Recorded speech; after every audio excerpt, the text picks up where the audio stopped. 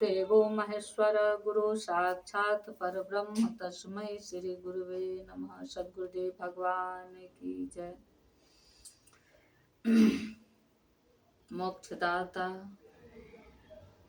परम कल्याण दाता परम पिता परमेश्वर मनुज रूप में ब्रह्म गुरु भगवान गुरुदेव के चरणों में बारंबार नमस्कार। मनुज रूप में ब्रह्म गुरु हैं सुंदर सुखद ललाम, चरण में कोटि असंख्य प्रणाम, चरण में कोटि असंख्य प्रणाम। बोलिए सद्गुरुदेव भगवान की जय।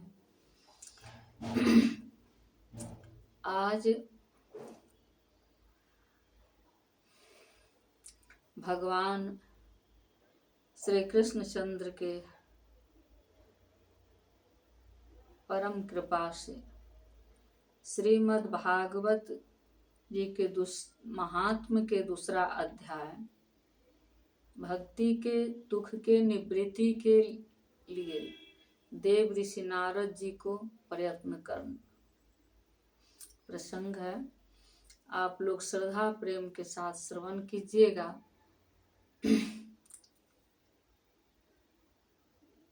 कभी ये न सोचना चाहिए कि संसार में जो विद्या से संपन्न विद्वान कहलाते हैं उन्हीं के बातों को अनुसरण करना चाहिए। एक छोटा तोतली वाणी बोलने वाला अगर सत्य की बात कहे तो मेरे समझ से उस बातों को भी श्रवण करना चाहिए और उस नियम को, उस बात विचार को अपने हृदय में लाना चाहिए।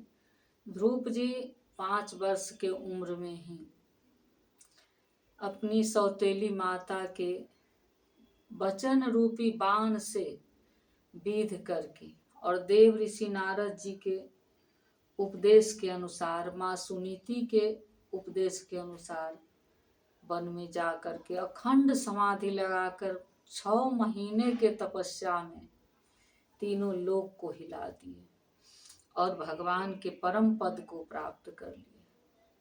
क्या उनके पिताजी तो उनसे बहुत श्रेष्ठ थे, बड़े श्रेष्ठ थे, पिता थे। पिता के शब्द जहाँ है वहाँ तक है।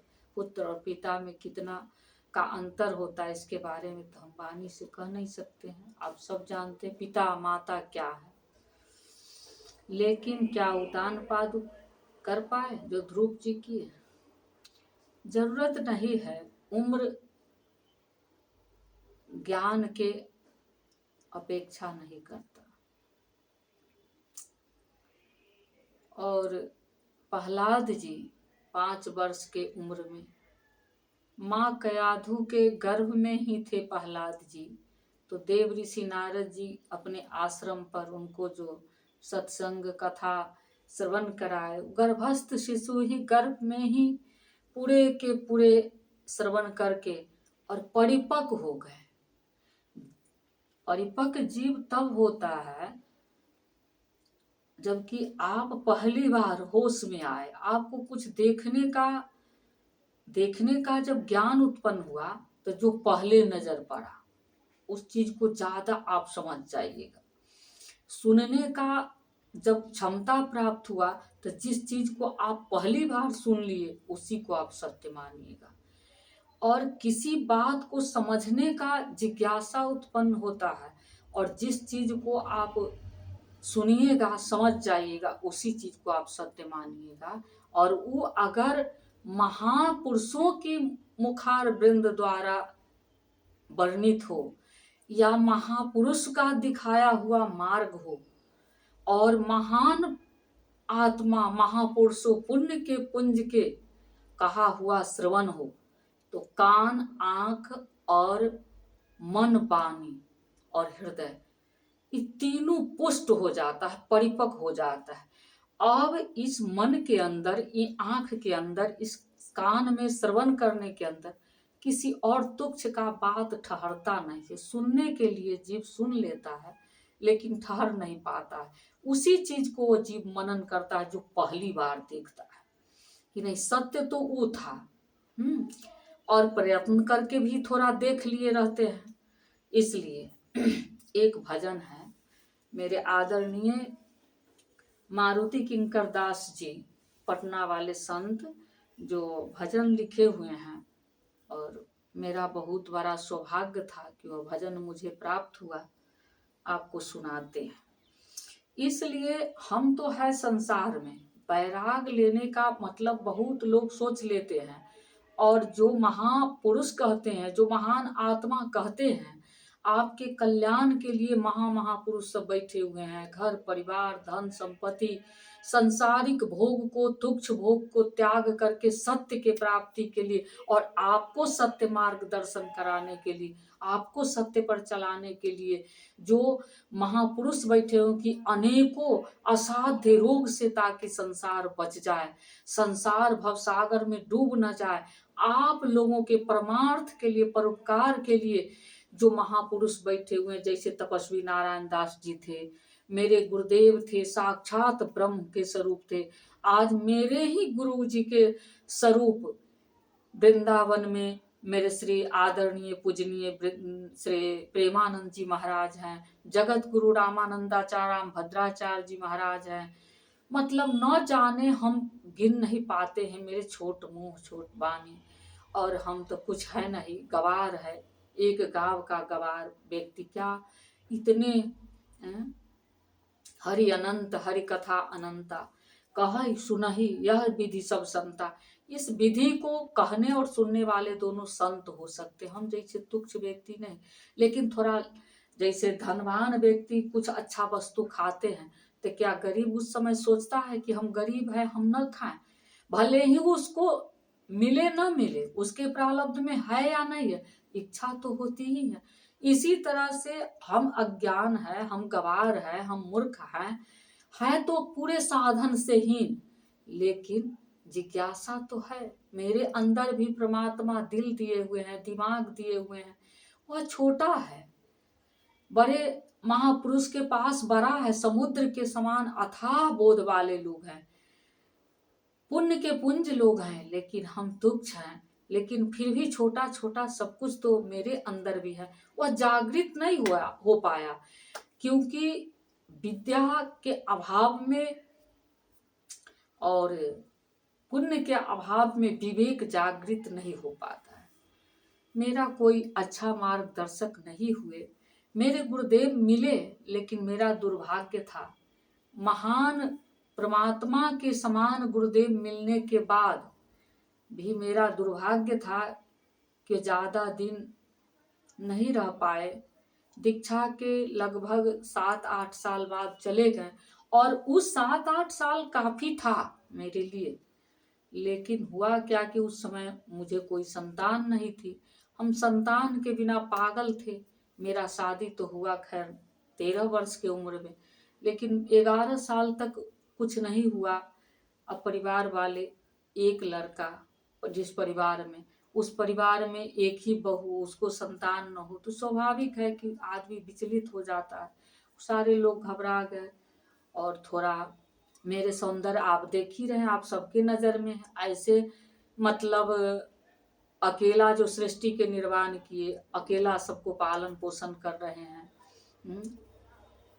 मतलब उत्पत्ति स्थिति और विनाश के हेतु परमात्मा का बनाया हुआ भलाई स्वरूप है। बताइए, जब सब कुछ करने में सामर्थ्यवान, उनका बनाया हुआ हम बदल तो नहीं सकते। मेरे मतलब शरीर का जो गठन मठन बनावट है, इस सबको लेकर थोड़ा मेरे साथ कठिनाई हुआ, काफ़ी कठिनाई झेलना पड़ा परिवार में। उसमें एक बहाना पॉइंट बन गया, संतान नहीं था। इस कारण से यही बाधा हुआ, जो कि हम गुरु के जितना चाहिए सानिध्य, उतना सानिध्य को हम नहीं प्राप्त कर पाए। फिर भी उनका जो चरणोदर मिला मेरे लिए, वही काफ़ी हुआ। साल भर गुरु दीक्षा के बाद मेरी एक ब्रज सुंदरी नाम की पुत्री हुई, जो हम बता नहीं सकते हैं। आज उनका कृपा है, बहुत अच्छा, बहुत कृपा उनका रहा, जो जवाहर नवोदय विद्यालय से ISC कंप्लीट करके काशी हिंदू विश्वविद्यालय में मेरी बेटी पढ़ाएगी। उसके बाद अभी सुप्रीम कोर्ट के लिए लॉयर के लिए मतलब उसका सिलेक्शन हुआ। बेटा पीजी कर रहा है, छोटका बेटा आईएएस कर रहा है। गुरुदेव के शरणागति के बाद, गुरुदेव के चरणोदर के बाद 1 साल हुआ न कि पूरा फल फूल करके मतलब मेरा वृक्ष, यह शरीर रूप वृक्ष जो मेरा सुनाकार था, जिस पर कोई सुंदरता नहीं था, स्वरूप की सुंदरता तो थी ही नहीं, बिल्कुल नहीं। और परिवार में, समाज कहाने के लिए, परिवार में व्यक्ति कहाने के लिए, बहू कहाने के लिए, पत्नी कहाने के लिए हम पूछते ही नहीं, कोई मेरा माने नहीं निकल रहा था। लेकिन गुरुदेव के एक अंगूठा के चरणोदर का इतना बड़ा प्रभाव हुआ कि पूरे 2 फल मिला, इतना अपूर्व। हम कहे भागवत भगवान, उस समय हम भागवत भगवान के कथा कहते थे। अज्ञान, जिस तरह से अज्ञान बच्चा, अबोध बच्चा ABCD पढ़ता है या मनोहर पोथी पढ़ता है, उस तरह से अपना कहे कि कोई बात नहीं है। भले ही हमको तुलसी को पूजा करने नहीं आता है, तुलसी महारानी को मंत्र नहीं जानते, लेकिन तुलसी के पास हम अगर 1 लोट की जल चढ़ा दे रहे हैं, तुलसी महारानी तो प्रवृत्त है, वो तो महान है, हम तुच्छ है। मेरी इतना ही प्रार्थना उस अंतःकरण से समझ लेंगे, या जो मिलना चाहिए देना होगा वो दे देंगे। इसी तरह से भागवत भगवान के शरणागत हुए। मेरी माँ का आदेश था, यह कल्प वृक्ष है बेटा, कहीं से कोई समाधान नहीं निकल रहा है, तो उनके शरण में चली जाओ, सारे समस्या को समाधान भागवत भगवान है। जिसका कल्याण भागवत भगवान से नहीं हुआ, उसका कल्याण ही नहीं है संसार में। इसलिए माँ के बात पर हम दृढ़ विश्वास कर लिए, और उसी क्षण से हम जैसे होता था अपना प्रारंभ कर दिए पढ़ना। कितनों आफत आया, कोई पुस्तक छीन लिया, कोई उपद्रव करने लगा, लेकिन किसी भी कीमत में सबसे छुप छुप कर, चुरा चुरा करके पढ़ते थे। और उसके साल भर भागवत भगवान को शरणागति के साल लगा तो गुरुमुख हो गए। और गुरुदेव के चरणोदर पीते ही मेरा जिंदगी का पूरे अंधेरा दूर हो गया और मेरा जिंदगी प्रकाश में आ गया।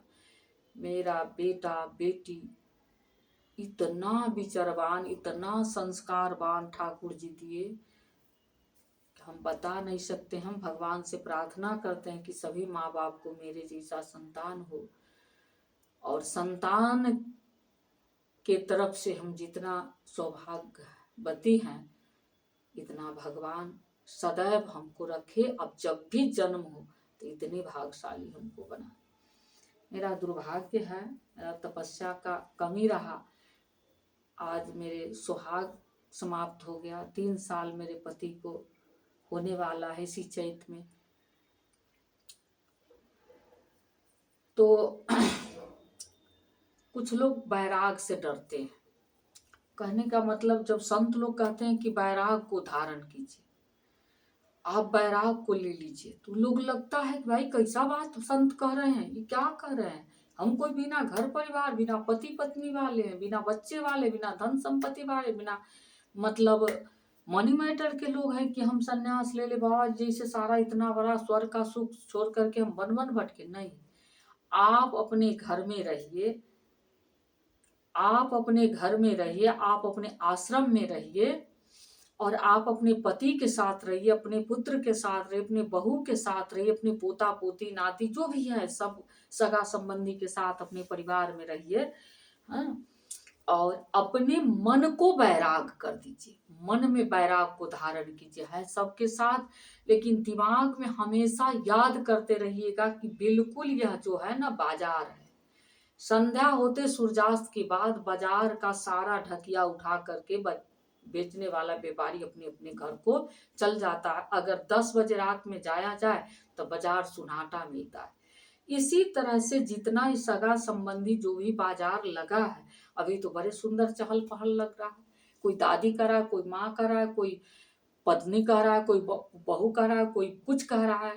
लेकिन कुछ ही दिनों के बाद, इसका कोई गारंटी भी नहीं, आज इस पहल में, अगले पहल में, अगले सांस में, कल के सुबह, कल के शाम, किस समय, यात्रा करते समय, भोजन करते समय, स्नान के समय, पूजा के समय, बाथरूम जाते समय, नीचा ऊपर छत पर चढ़ते उतरते समय कहीं भी किसी समय जो बहेलिया, काल रूपी बहेलिया धनुष पर बाण चढ़ाकर जो ताक में लगा हुआ है, अगर ऊपर से नोटिस कट गया होगा और कट जाएगा तो इस चीज को इंतजार करता रहता है कि ऊपर से नोटिस कटे और ऊपर से परमिशन मिले कि हम तुरंत बाण भेद करके ढुलका दे।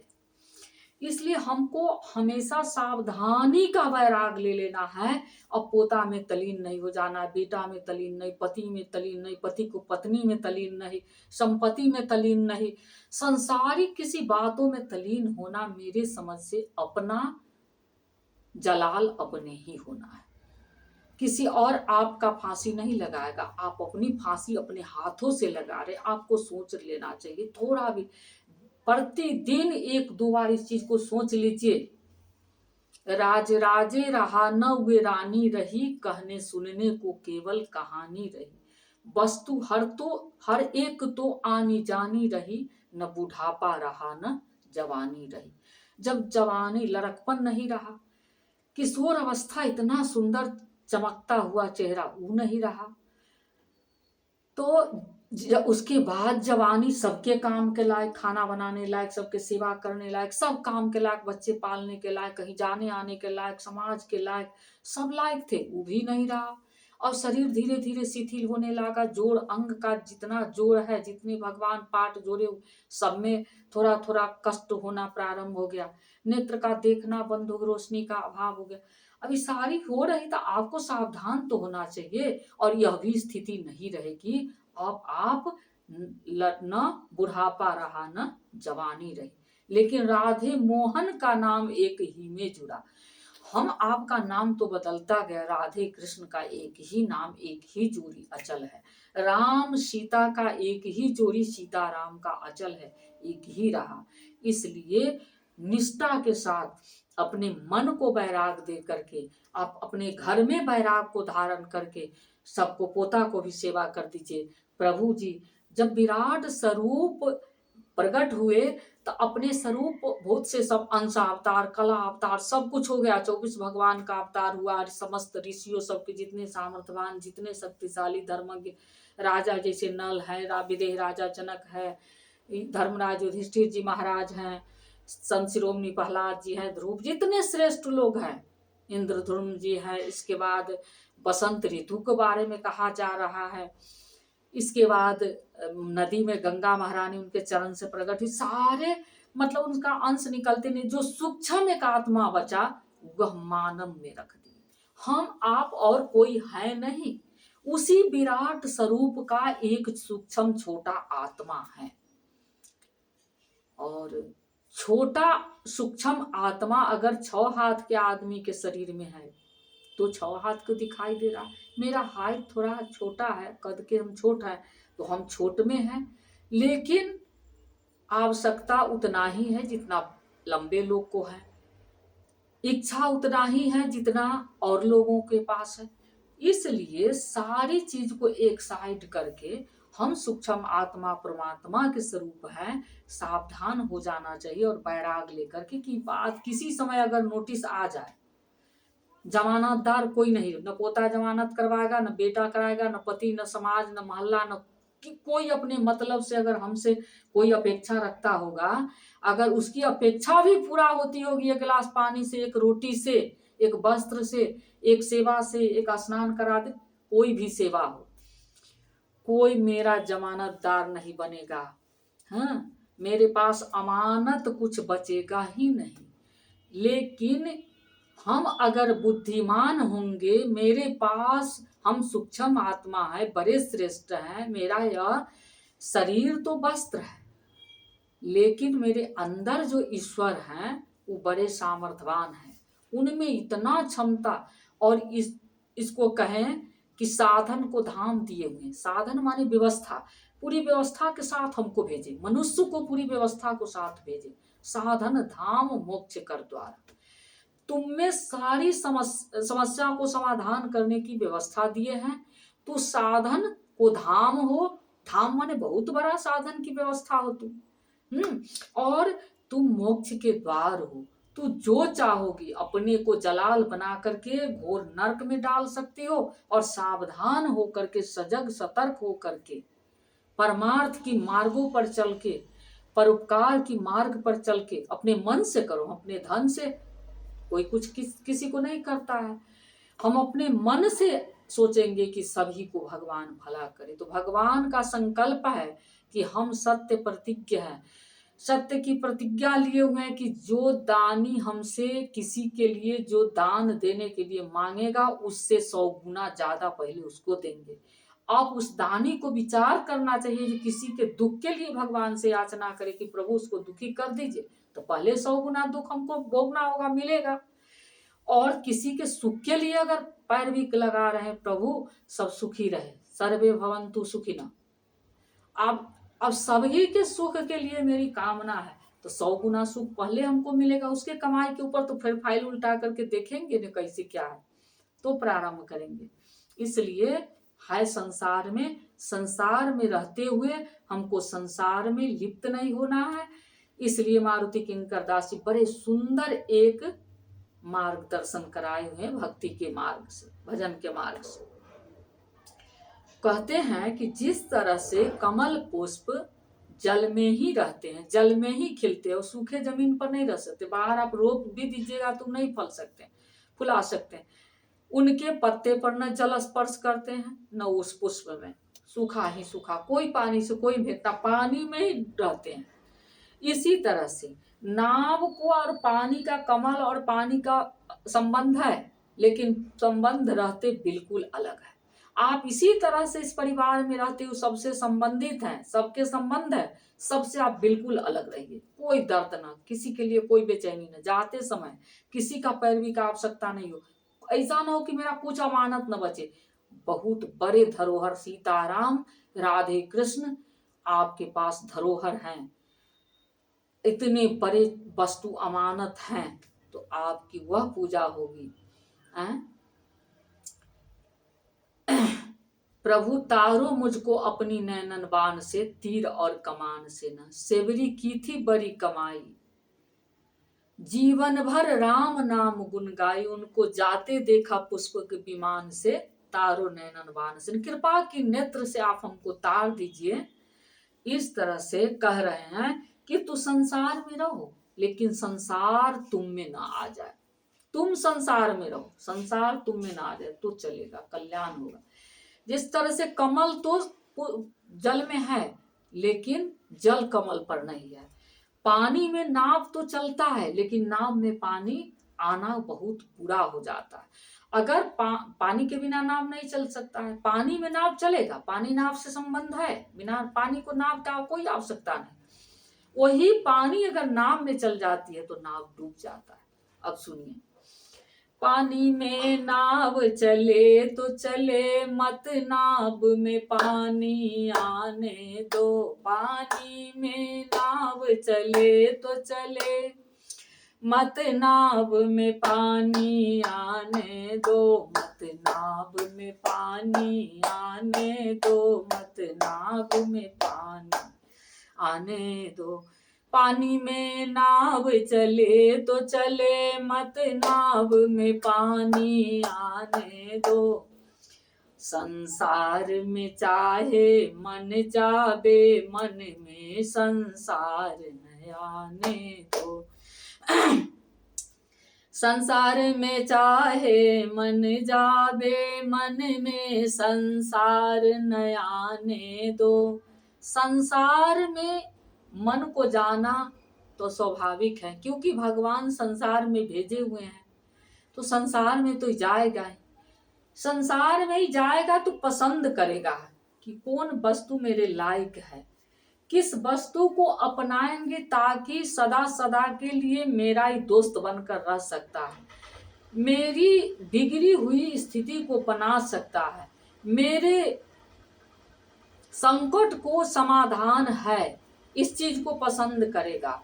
अगर वही दुखदायक संसार, शत्रु स्वरूप संसार, कचरा स्वरूप संसार, अगर आप पसंद करके लीजिएगा तो अपने लायक वस्तु को लीजिएगा संसार से। अगर संसार को आप ले आइएगा तो सारा गंदगी कचरा आकर के आपको हृदय को नष्ट भ्रष्ट कर देगा। इसके बाद आप नहीं बच पाएंगे, इतना गंदगी हो जाएगा कि निकलना असंभव हो जाएगा।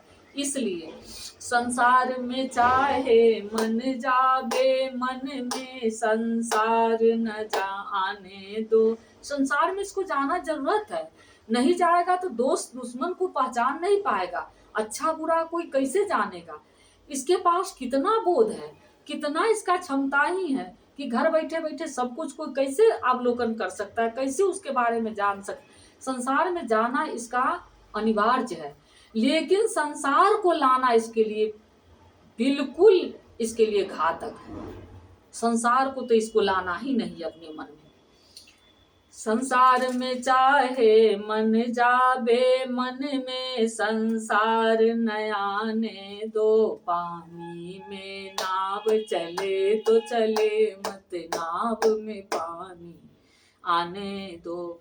तालाब, ध्यान से सुनिएगा, तालाब में जल है, जल में कमल है, दोनों में संबंध बड़ा। तालाब में जल है और उसी जल में कमल है, दोनों में बहुत बड़ा संबंध है। जल सूख जाने के बाद कमल भी सूख जाएगा, इसलिए बहुत बड़ा संबंध है। लेकिन तिमी ब्रह्म और माया जीव समझ, इसी तरह से जीव और ब्रह्म बीच में एक माया है। तिमी ब्रह्म और माया जीव समझ, मन को निर्लिप्त बनाने दो। पानी में नाव चले तो चले, मत पानी में नाव चले तो चले, मत नाव में पानी आने दो। मत नाव में पानी आने दो, मत नाव में पानी आने दो। संसार में चाहे मन जावे, मन में संसार न आने दो। अब कहते हैं, भव सिंधु में माया जाल घना। ये भव सिंधु है, ये भव सागर। आप सूखा जमीन इसको नहीं समझिए, ये भव रोग रूपी समुद्र है। भव सिंधु में माया जाल घना। इस भव सिंधु में घना जाल लगा हुआ आपको फंसने के लिए। भव सिंधु में माया का जाल घना, और नर देह मिली दृढ़ नाव तुझे। यही तो कहे, भव सिंधु में माया जाल घना। माया रूपी यह जो तन मिला है ना, धन मिला है, माया रूपी बहुत बड़ा जाल है, जकड़ लेगा, फंसा देगा। नर, लेकिन नर शरीर जो मिला, यही तो लेकिन हो गया। नर शरीर मिल गया तो साधन धाम मोक्ष कर द्वार, ये आपको निकाल लेगा। दुर्लभ मानव जन्म है, मिले न बारही बार। बड़े पावन, बड़े उत्तम, बड़े श्रेष्ठ 84 लाख में से एक है। यह मिला, नर देह मिली दृढ़ नाव तुझे। यह नर शरीर जो मिला, यही दृढ़ संकल्प आप मेरे उद्धार की भवसागर से उधारने के लिए नाव है, या मेरा मानव जीवन नाव है। भव सिंधु में माया जाल घना, नर देह मिले दृढ़ नाव तुझे। असद गुरु की कृपा जय हो। लेकिन इस मानव जीवन में ही संभव है गुरु दीक्षा लेना, गुरु के शरण में जाना, गुरु के शरणागत होना। यह हाथी के लिए सबसे बलवान हिंसक प्राणी शेर है, बाघ है, उसके लिए भी संभव नहीं। ऊंट, गाय, भैंस, दुनिया जहान किसी भी जीव के लिए असंभव है। नर ही गुरु शरण में जा सकता है, और गुरुदेव की कृपा से क्या संभव है। अब देखिए, कुछ भी दुर्लभ नहीं है। गुरुदेव की कृपा हो जाने पर, जिस जीव के ऊपर गुरुदेव का कृपा, जिस मनुष्य के ऊपर गुरुदेव का कृपा हो गया, जो गुरुदेव की कृपा पात्र है, उसके लिए कुछ असाध्य नहीं, सब साधन सुलभ है। और वह साधन तुच्छ साधन नहीं, सत्य साधन। सदगुरु की कृपा बली लेकर उस पार इसे लग जाने दो। सदगुरु की कृपा बली लेकर इन गुरु की कृपा बली लेकर उस पार इसे लग जाने दो। जय हो। पानी में नाव चले तो चले, मत नाव में पानी आने दो। मत नाव में पानी आने दो, मत नाव में पानी आने दो। पानी में नाव चले तो चले, मत नाव में पानी आने दो। संसार में चाहे मन जावे, मन में संसार आने दो। आनंद की धारा बहती है। जब गुरुदेव के शरण में आप चले जाइएगा तो वहां किस तरह का है, यह भवसागर नहीं, वहां भव समूह नहीं है कि आपको भय लगेगा। भव समूह अति देख भयावन, मनते अधिक डराऊं। काके द्वार जाए सिरनाऊ। अब गुरु के द्वार जाए सिरनाऊ तो आनंद की धारा बहती है।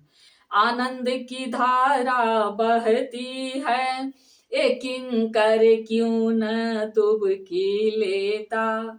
आनंद की धारा बहती है, किंकर क्यों न डुबकी लेता। मैं मेरे को, मैं तो मेरे ही को, मैं मेरे को तू तेरे को, अद्वैत में लय को जाने दो। मैं मेरे को तुम तेरे को, अद्वैत में लय को जाने दो। पानी में नाव चले तो चले, मत नाव में पानी आने दो। बोलिए परमपिता परमेश्वर भगवान आनंद कंद की जय। बड़े सुंदर भजन लिखे हुए हैं, बहुत सुंदर संकेत है। और कभी संसार को अपना न मानना, संसार को कभी न अपना मानना ही गुरुदेव का असीम कृपा है। जो इस संसार को अपना मान लिया वह कभी स्वस्थ सुखी नहीं हो सकता है। काफी पीड़ित मेरा चित्त था, काफी कष्ट हम बता नहीं सकते हैं। अगर आने वाला समय में अगर भगवान की कृपा रही तो बताएंगे, अभी कुछ बताने में हम असमर्थ हैं। जब मेरे स्वामी आराध्य देव श्री सीतानाथ श्री राम जी बन गए और जब माँ सेवरी मतंग जी के आश्रम पर गए तो मतंग जी के शिष्या थी माँ सेवरी, उनसे उनका मिलन हुआ। माँ सेवरी जीवन पर्यंत भगवान के भजन किया और गुरुदेव कहें कि सेवरी इस आश्रम को छोड़कर तू कभी नहीं जाना, कहीं अन्यत्र नहीं जाना, क्योंकि इसी आश्रम पर श्री राम आने वाले हैं। इस आश्रम पर राम आएंगे, तुमसे मिलेंगे और जनक नंदिनी के साथ आएंगे। लखनलाल जी भी आएंगे, जनक नंदिनी का हरण होगा, रावण हर कर ले जाएगा और वो यहाँ आएंगे उनको ढूंढते ढूंढते। माँ सेवरी बहुत दिनों से इंतजार करती थी। एक न एक दिन गुरुदेव का, जो गुरुदेव के वचन पर जो दृढ़ विश्वास करके भरोसा करके जो रहते हैं ना, उनको बहुत सुख, बहुत आनंद, बहुत क्या कहें, जीवन में कोई दुख ही नहीं रह जाता, कोई संदेह ही नहीं रह जाता। आज प्रेमानंद जी वृंदावन से पूरे विश्व को शांति प्रदान कर रहे हैं अपने अमृत रूप वचन से। क्या सामर्थ्य माँ राधे उनमें दिए हुए, साक्षात राधा कृष्ण स्वरूप ही है। कोई मनुष्य से संभव नहीं हो सकता, मानव गुरु से क्या पता। इसीलिए जब गए भगवान सेवरी आश्रम पर तो माँ सेवरी बहुत दिन से प्रतीक्षा कर रही थी, तो वहां भगवान कथा कहे, प्रवचन किए। माँ सेवरी से मिलने के बाद पान जोर आगे भई ठाढ़ी, प्रभु बिलो की प्रीति अति बारी। कहीं विधि स्तुति करौ तुम्हारी, अधम जाति मैं जरमति भारी। अधम ते अधम, अधम अति नारी, ते अतिशय मति मंद अधारी। हे नाथ, मैं जाति में अधम और अधम से अधम नारी भी हूँ, और उस पर भी नारी होते हुए मति मंद, माने मंद बुद्धि के आधारित मेरा जीवन है। मैं पढ़ी लिखी नहीं, कोई संस्कार कोई क्या, उस संस्कार से संपन्न थी। राघव कहे माँ सेवरी बैठो, तुमको हम सुनाते, किसी वस्तु की जरूरत नहीं। जब तू मिल गई हमको, हम मिल गए तुमको, तब आवश्यकता और तीसरा का कहाँ यहाँ वचन रहा। अब बैठो, हम तुम्हारे पास आज अंतिम क्षण। उसी दिन माँ सेवरी को विदा कर दिया अपने सामने। लोग कहता है नाम जपते मर जाने के लिए, राम जी को स्वरूप को दर्शन करते मर जाने के, साक्षात पार ब्रह्म परमेश्वर ब्रह्मांड नायक नवदा भक्ति अपने मुखार वृंद से कहे और सुनाए। यही खोइछा नवधा भक्ति को दे करके उस परम भाग्यवती माँ सेवरी को विदा कर दिया। कहे देखो, प्रथम भगति संतन कर संगा। माँ सेवरी पहला भक्ति संतों का संग है। 9 ही सूत्र है भक्ति का, जिसमें पहला है अगर संत मिल जाए तो समझ जाओ कि भक्ति का बीज रोपा गया। मेरे हृदय में भक्ति का बीज रोपा गया, भक्ति का नींव पड़ गया। तो नींव पड़ा है तो मकान ही न बनेगा। घी चाहे जैसे 4 साल में बने, 5 साल में बने, साल भर में बने, 10 साल लग जाए, लेकिन बनेगा तो नींव पड़ने का एक ही उद्देश्य होता है, मकान बनाना। तो संत मिलना भक्ति का नींव पड़ना, भक्ति का बीज रोपाना। अदूसर रति मम कथा प्रसंगा। अब आनंद की दरिया बहना प्रारंभ हो गया। संत मिले और संत जी आते हैं तो कथा सुनाते हैं। मुनि जनधन संतन को सर्वस, रामायण जी सर्वस हैं, तो रामायण जी के रामचरित्र जी सुनाना शुरू कर देते हैं। गुरुपद पंकज सेवा, तीसरी भक्ति अमान। जब गुरुदेव संत मिल गए तो नींव पड़ गया, और नींव पड़ते ही वहां पर आरंभ हो गया माल मटेरियल गिरना, भजन कीर्तन, भगवान को महत्व को सुनाना, भगवान कितने दयालु है, परम दयालु, परम कृपालु, दीन दयाल, ये सारी चर्चा सुनाना प्रारंभ हो गया। अब इतना मन लपालप हो गया आनंद में, इतना सारे अंधकार दूर होने, सारा कांट जो चुभ रहा था हृदय में, इधर वाला का दिया हुआ इंजेक्शन, इधर वाला का दिया हुआ इंजेक्शन, इधर से कोई गड्ढा खोल रहा है, इधर से कोई धकेल रहा है, व्याघ्र मेरे मन को पीड़ित कर रहा है, हम भवसागर में डूबी जा रहे। इस सारे समस्याओं, सारे पीड़ा को हरने के लिए संत भगवान सुंदर सुंदर रामचरित कृष्ण चरित सुनाना प्रारंभ कर दी। अब इतना मन सुखी हो गया, इतना स्वस्थ हम हो गए, सारा अनुभव ही नहीं हो रहा है कि कहाँ से कोई कष्ट हो रहा है, कोई अनुभव नहीं। अनुभव ही तो कष्ट है, अनुभव नहीं हो रहा है तो कोई कष्ट नहीं। तो अब इतना हो गया कि भाई आप तो चले जाइएगा, आप एक बार मिले, बीज रोपा गया, नींव पड़ गया, अब मटेरियल सब गिरा दिए, लेकिन यहाँ तो कंटिन्यू कारीगर को रहना होगा और लेबर को खटना होगा, तभी तो मकान तैयार होगा ना। अब कारीगर को रहना, परमात्मा के सानिध्य में रहना, और लेबर को खटना, हमको खुद भजन करना, इस बात को सिखाएगा हमको कौन? तो गुरुपद पंकज सेवा, तीसरी भक्ति कहें कि 2 मिलने, संत मिलने के बाद चर्चा मिलेगा भगवत, और भगवत चर्चा मिलने के बाद गुरु जी के शरण में जाने का आपका इच्छा होगा कि हम भी गुरु कर लेते। गुरु जी आते हैं, सब सुनाते हैं। ओहो, गुरुमुख होने के बाद कथा चलता है, गुरुमुख होने के बाद आदेश मिलता है कि रामचरितमानस का पाठ करो, श्रीमद् भागवत का पाठ करो, मंत्र जाप करो, ये सब नियम बतलाते हैं, बाहर भीतर की पवित्रता बतलाते, परमात्मा की प्राप्ति के विषय में बतलाते हैं। अब मन तो लपालप हो गया, क्या मन बढ़ गया, पूरे मन से जितना कचरा गंदगी जो भी था, दिन रात चिंता में डूबे हुए, चिता पर जड़ने का हालत हो रहा है। अब चिंतन में मन तलीन हो गया और फूल की तरह हृदय खिलने लगा। कितना बदलाव हुआ सिर्फ मिलने से। अब गुरुपद पंकज सेवा, तीसरी भगति अमान, चौथी भगति मम गुण गण। ठाकुर जी कहते हैं माँ सेवरी चौथी भक्ति वह है, चौथी भगति मम गुण गण करई कपट तज ज्ञान। चौथा भक्ति मेरा है कि कपट को त्याग करके, बहुत ऐसे लोग होते हैं कि कहते हैं साधु के बीच में बैठ के केना थपड़ी बजबे, बड़ा लाज लगे छे, हे ओकरा लाजो न लगे छे, वो औरत के बीचे में बैठ के मर्दाबाज। आ वही इतना गलत गलत करेगी, इतना गलत काम करेगी, इतना अनर्थ करती जिसका कोई हद नहीं।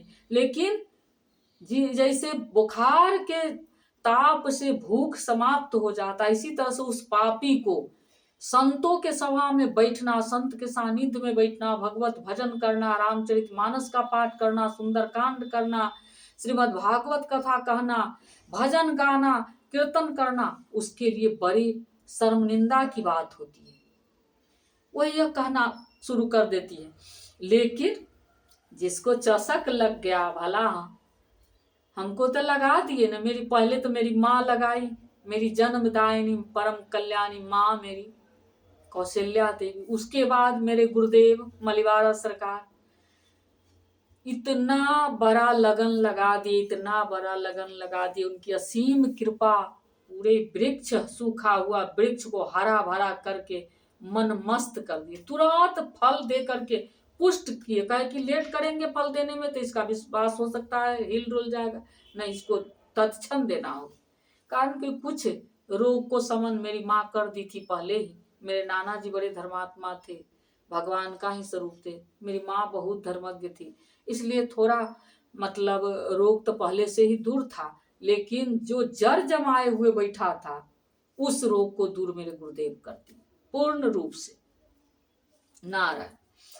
अब किसी के न अपेक्षा करते हैं, न किसी से मतलब रखने का उम्मीद है, और न किसी की जरूरत है। गरज है किशोरी जी हमें आप ही से, न मतलब रहा अब जगत में किसी से। तो इतने धनवान, इतने सामर्थ्यवान, सर्वोपरि सर्वेश्वर, सर्वेश्वर के जब हम हैं, तो अब और किसी मरने वाला का आवश्यकता क्या? जो आज है कल नहीं रहेगा, आज कुछ देख कल अपने गरीब कंगाल हो जाए, ऐसे ऐसे तुच्छ से मिलने का क्या आवश्यकता? तो कहे चौथी भगति मम गुण गण करई कपट तज। कपट को, लज्जा को, लोक लज्जा जो कहता है ना, यह दुर्वासना, इसको त्याग करके कपट तज करके भजन करो। अपांचम जथा लाभ संतोषा। पांचम भक्ति मेरा है जथा लाभ, जो ही लाभ हो जाए, जो कुछ मिल जाए पारबंध के अनुसार, उसी में संतोष से जीना। माँ सेवरी के मतंग आश्रम पर जो माँ सेवरी को वन में कंदमूल फल मिल जाता था, उतने ही से संतुष्ट रहती, मस्त रहती थी। पांचम जथा लाभ संतोषा, सपनहु नहीं देखै पर दोषा। और सपनों में किसी के दोष के बारे में वर्णन करना, हम अच्छे हैं, हम बड़े अच्छे लोग हैं, और बुरा है, हम बड़े सुंदर स्मार्ट हैं, वो खराब है। हाँ, बहुत लोग हमको मतलब क्या कहें, हम नहीं कहना चाहिए, इतना हीन दृष्टि से हमको देखा। हे नाथ, हम सह लिए उस पीड़ा को, आप न सहिएगा, आप जानिए स्वामी। तो छठ दम शील बिरति बहु कर्मा, अनिरत निरंतर संजम धर्मा। छठवां भक्ति बताए। आठम सम मोहि कर जग देखा, मोते अधिक संत कर लेखा। आठम में सारे जगत में हमको देखना और हमसे अधिक संत को जानना। संत भगवान से भी ज्यादा, क्योंकि भगवान आपको साक्षात भगवान थोड़ी बताने आएंगे कथा के बारे में, मंत्र के बारे में, आपका सदगति कहाँ से होगा, सदमार्ग कैसे मिलेगा। राम जी थोड़ी आएंगे बताने, कृष्ण जी थोड़ी आएंगे, हनुमान जी थोड़ी आएंगे डायरेक्ट, बाबा विश्वनाथ थोड़ी आएंगे। तब वो लोग आपको साक्षात करवाएंगे आपके गुरुदेव, उनके सन्मुख करने का सामर्थ्य गुरुदेव में। संत भगवान मिलेंगे, संत मिलेंगे, तब भगवान की प्राप्ति हो। वह पहले तो आपको उनका लीला कथा आनंद से भजने को सिखाएंगे, नाम जपने को सिखाएंगे। मेरे गुरुदेव माँ जानकी के उपासक थे और प्रेमानंद जी राधा जी के उपासक है। सेम टू सेम गुरु जी के लिए तरस रहे थे, तड़प रहे थे, तो गुरुदेव मिल गए। गुरु जी को जब कहते थे गुरुदेव इतना कष्ट है, क्या करे। उस समय 17-18 साल का उम्र था, 16 साल में गुरु दीक्षा लिए, 17-18 साल का उम्र, व्याकुल थे, कैसे शांति मिलेगा, कैसे संतान होगा। गुरुदेव कहते थे भजन बढ़ाओ, भजन करो। कितना भजन करती हो, सरकार जितना आदेश है और बढ़ाओ, 50 माला करो। अब 50 माला पर समस्या का समाधान, वो कहे सरकार स्नान करना भी दुर्लभ है, तो कहे 1 लाख करो। कभी कहबे नहीं किए कि वो दुख दे रहा, वो दुख दे रहा, वो दुख नहीं है। तुम्हारा बीमारी जो है ना, मतलब ज्यादा तू कुपथ को सेवन कर ली है, कुपथ सेवन कर ली है तो बीमारी घर जमा लिए हुआ है। इसलिए ज्यादा दवा को डोज, हाँ, उसको जितना डोज चाहिए उतना दवा चलाना होगा। तो ज्ञान भगति जल बिनु रघुराई, अभियंतर मल कबहु न जाई। कहे कि अब तो ज्ञान और भक्ति की आवश्यकता है, तब अभियंतर रोग सब दूर होगा। भजन करो, नाम जाप करो। अब नवम सरल सब सन छलहीना, भगवान नौवा भक्ति में कहें कि नवम सरल सब सन छलहीना। नवम में सरल हो जाना, सहज हो जाना। भगवान के अनुरागी लोग सहज और सरल हो जाते हैं। उनके हृदय में संदेह संकोच ये सब चला जाता है कि भाई उसको कैसे टोके, वो क्या समझे, कुछ समझे, हमको इस सबसे क्या लेना देना।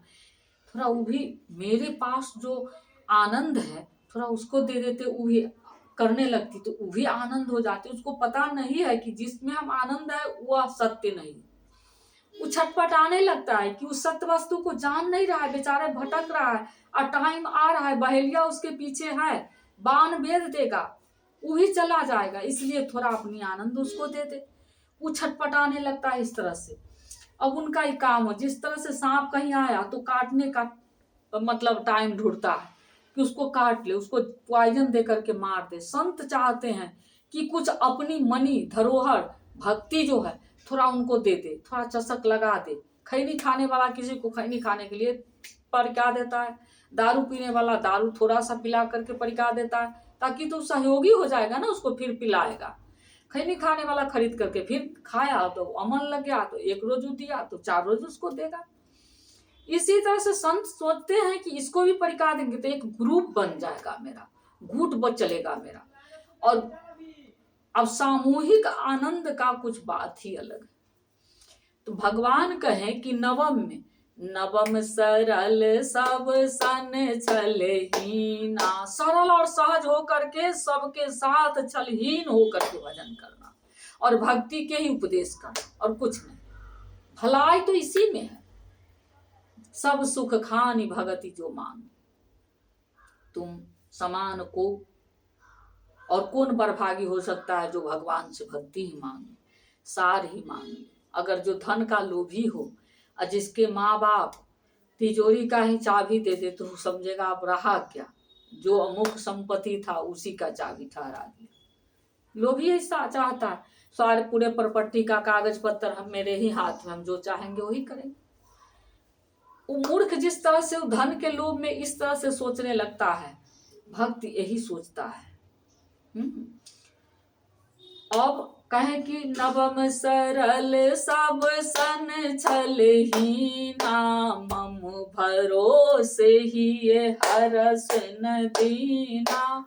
नवधा भक्ति माँ सेवरी यही है कि नवम सरल सब सन छलहीना, सरल हो जाना, पूर्ण रूप से सहज हो जाना, छलहीन बात करना। बातों में छल नहीं होनी चाहिए, कहना कुछ करना कुछ, मुंह पर कुछ और पीछे कुछ, इसी नहीं, छलहीना।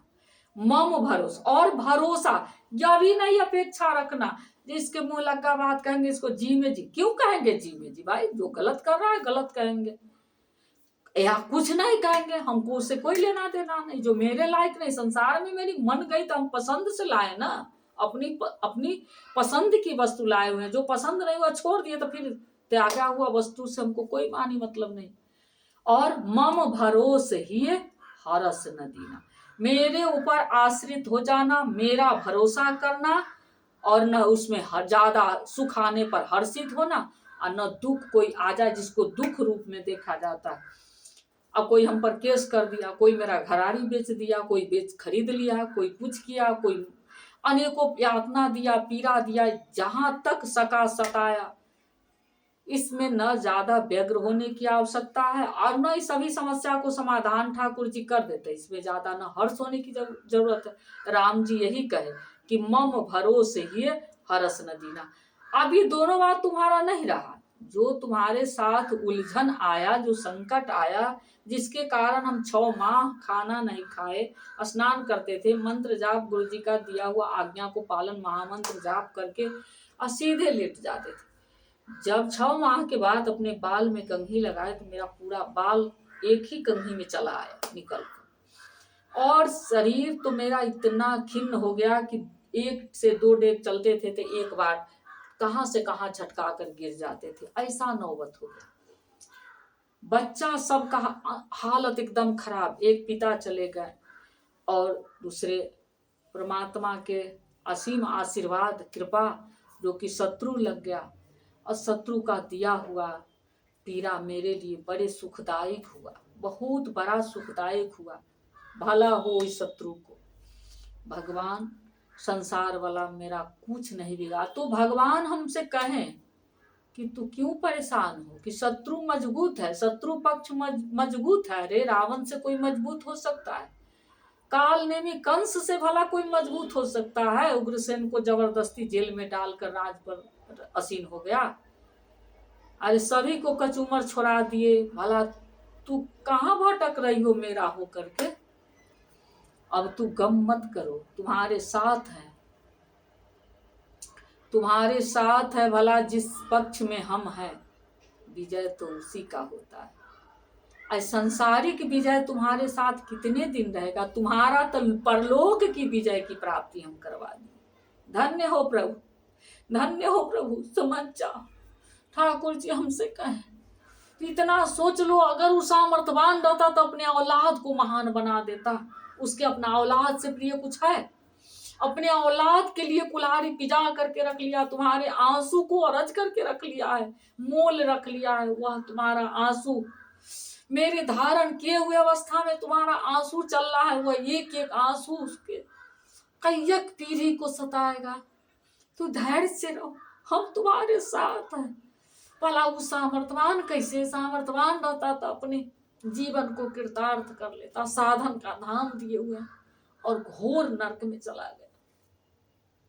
इतने बड़े मोल विपत्ति रच लिया, तू घबरा रही हो कि शत्रु पक्ष मजबूत है, सारा शत्रु बन गया। भला हम कैसे निकलेंगे? तुम्हारा एक हम दोस्त हैं तो सारा जगत को एक इशारा में सुला देंगे ना, एक इशारा में सारा जगत को सुला देंगे।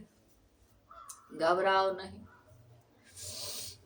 एक मेरे गांव के व्यास जी थे, भजन गाते थे। टूटे भक्ति से नाये लरी, राम भजले घड़ी दो घड़ी, राम भजले घड़ी दो घड़ी, राम भजले घड़ी दो घड़ी, टूटे भक्ति से कभी न लड़ी, राम भजले घड़ी दो घड़ी।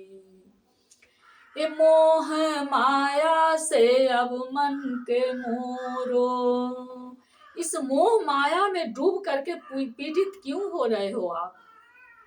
वो कहे कि मौत तो एनी टाइम तुम्हारे साथ ही है। जिस समय परमात्मा जन्म दिए उसी समय मौत को भी निर्धारित कर दिए कि फलाने समय में फलाने कारण से और फलाने स्थान पर इस मृत्यु को होना है। उसी शुभ समय जिसको तू शुभ समझ रहा है जन्म, उसी समय जिसको अशुभ समझ रहा है मौत, उसी समय निर्धारित तुम्हारे साथ है। तो दोनों है, फिर घबराने की क्या बात है? पीछे है, सावधान।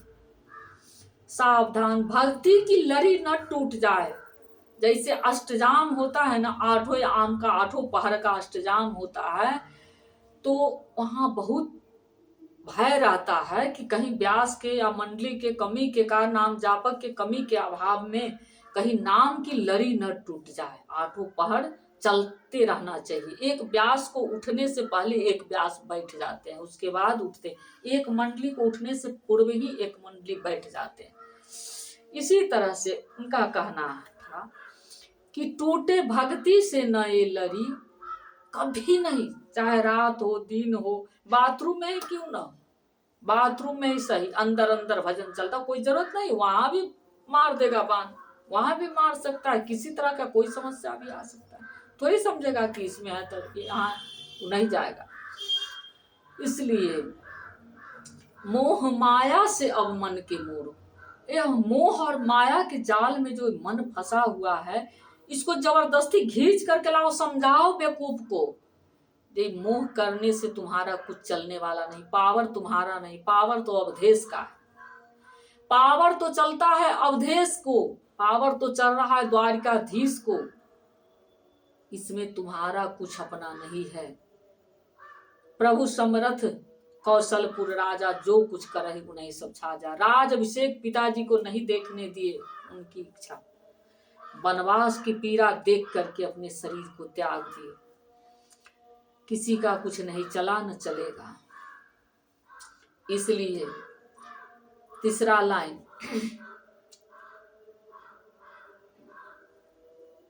टूटे भक्ति से न ये लड़ी, राम भजले घड़ी दो घड़ी।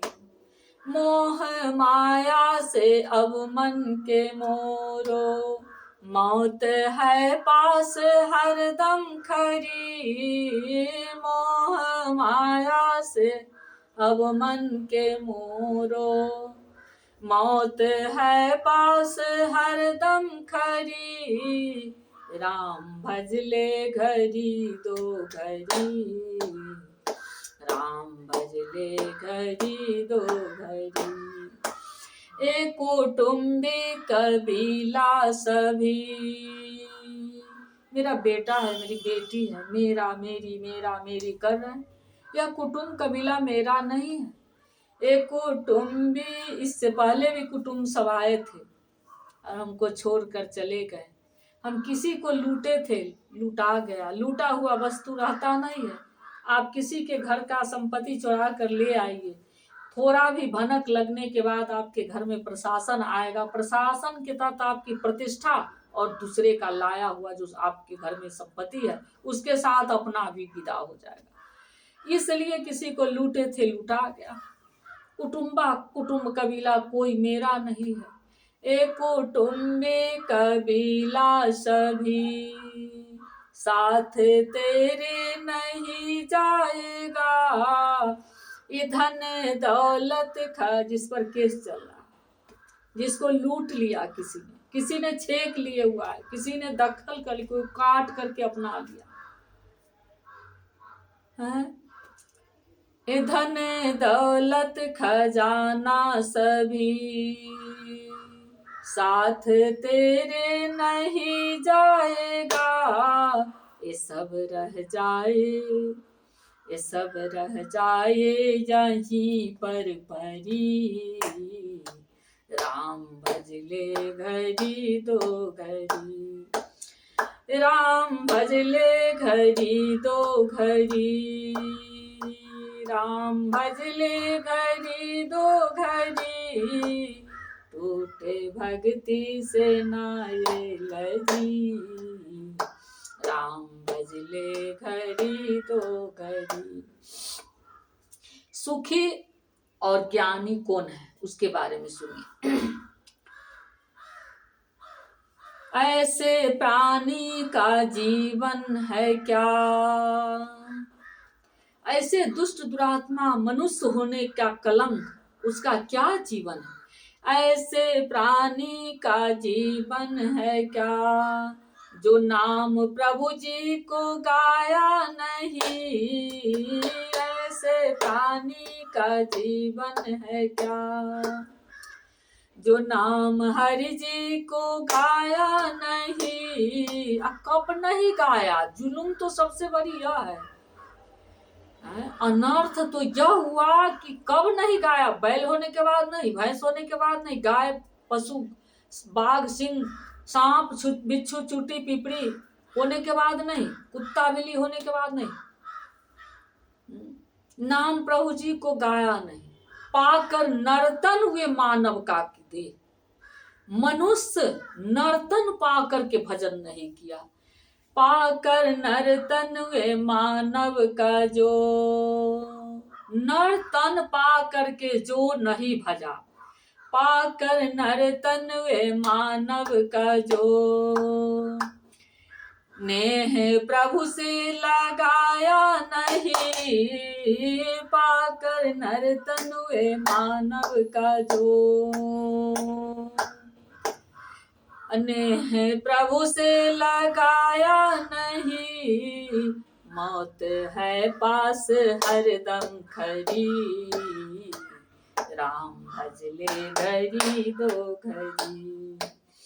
टूटे भक्ति से कभी ना लड़ी, राम भजले घड़ी दो घड़ी।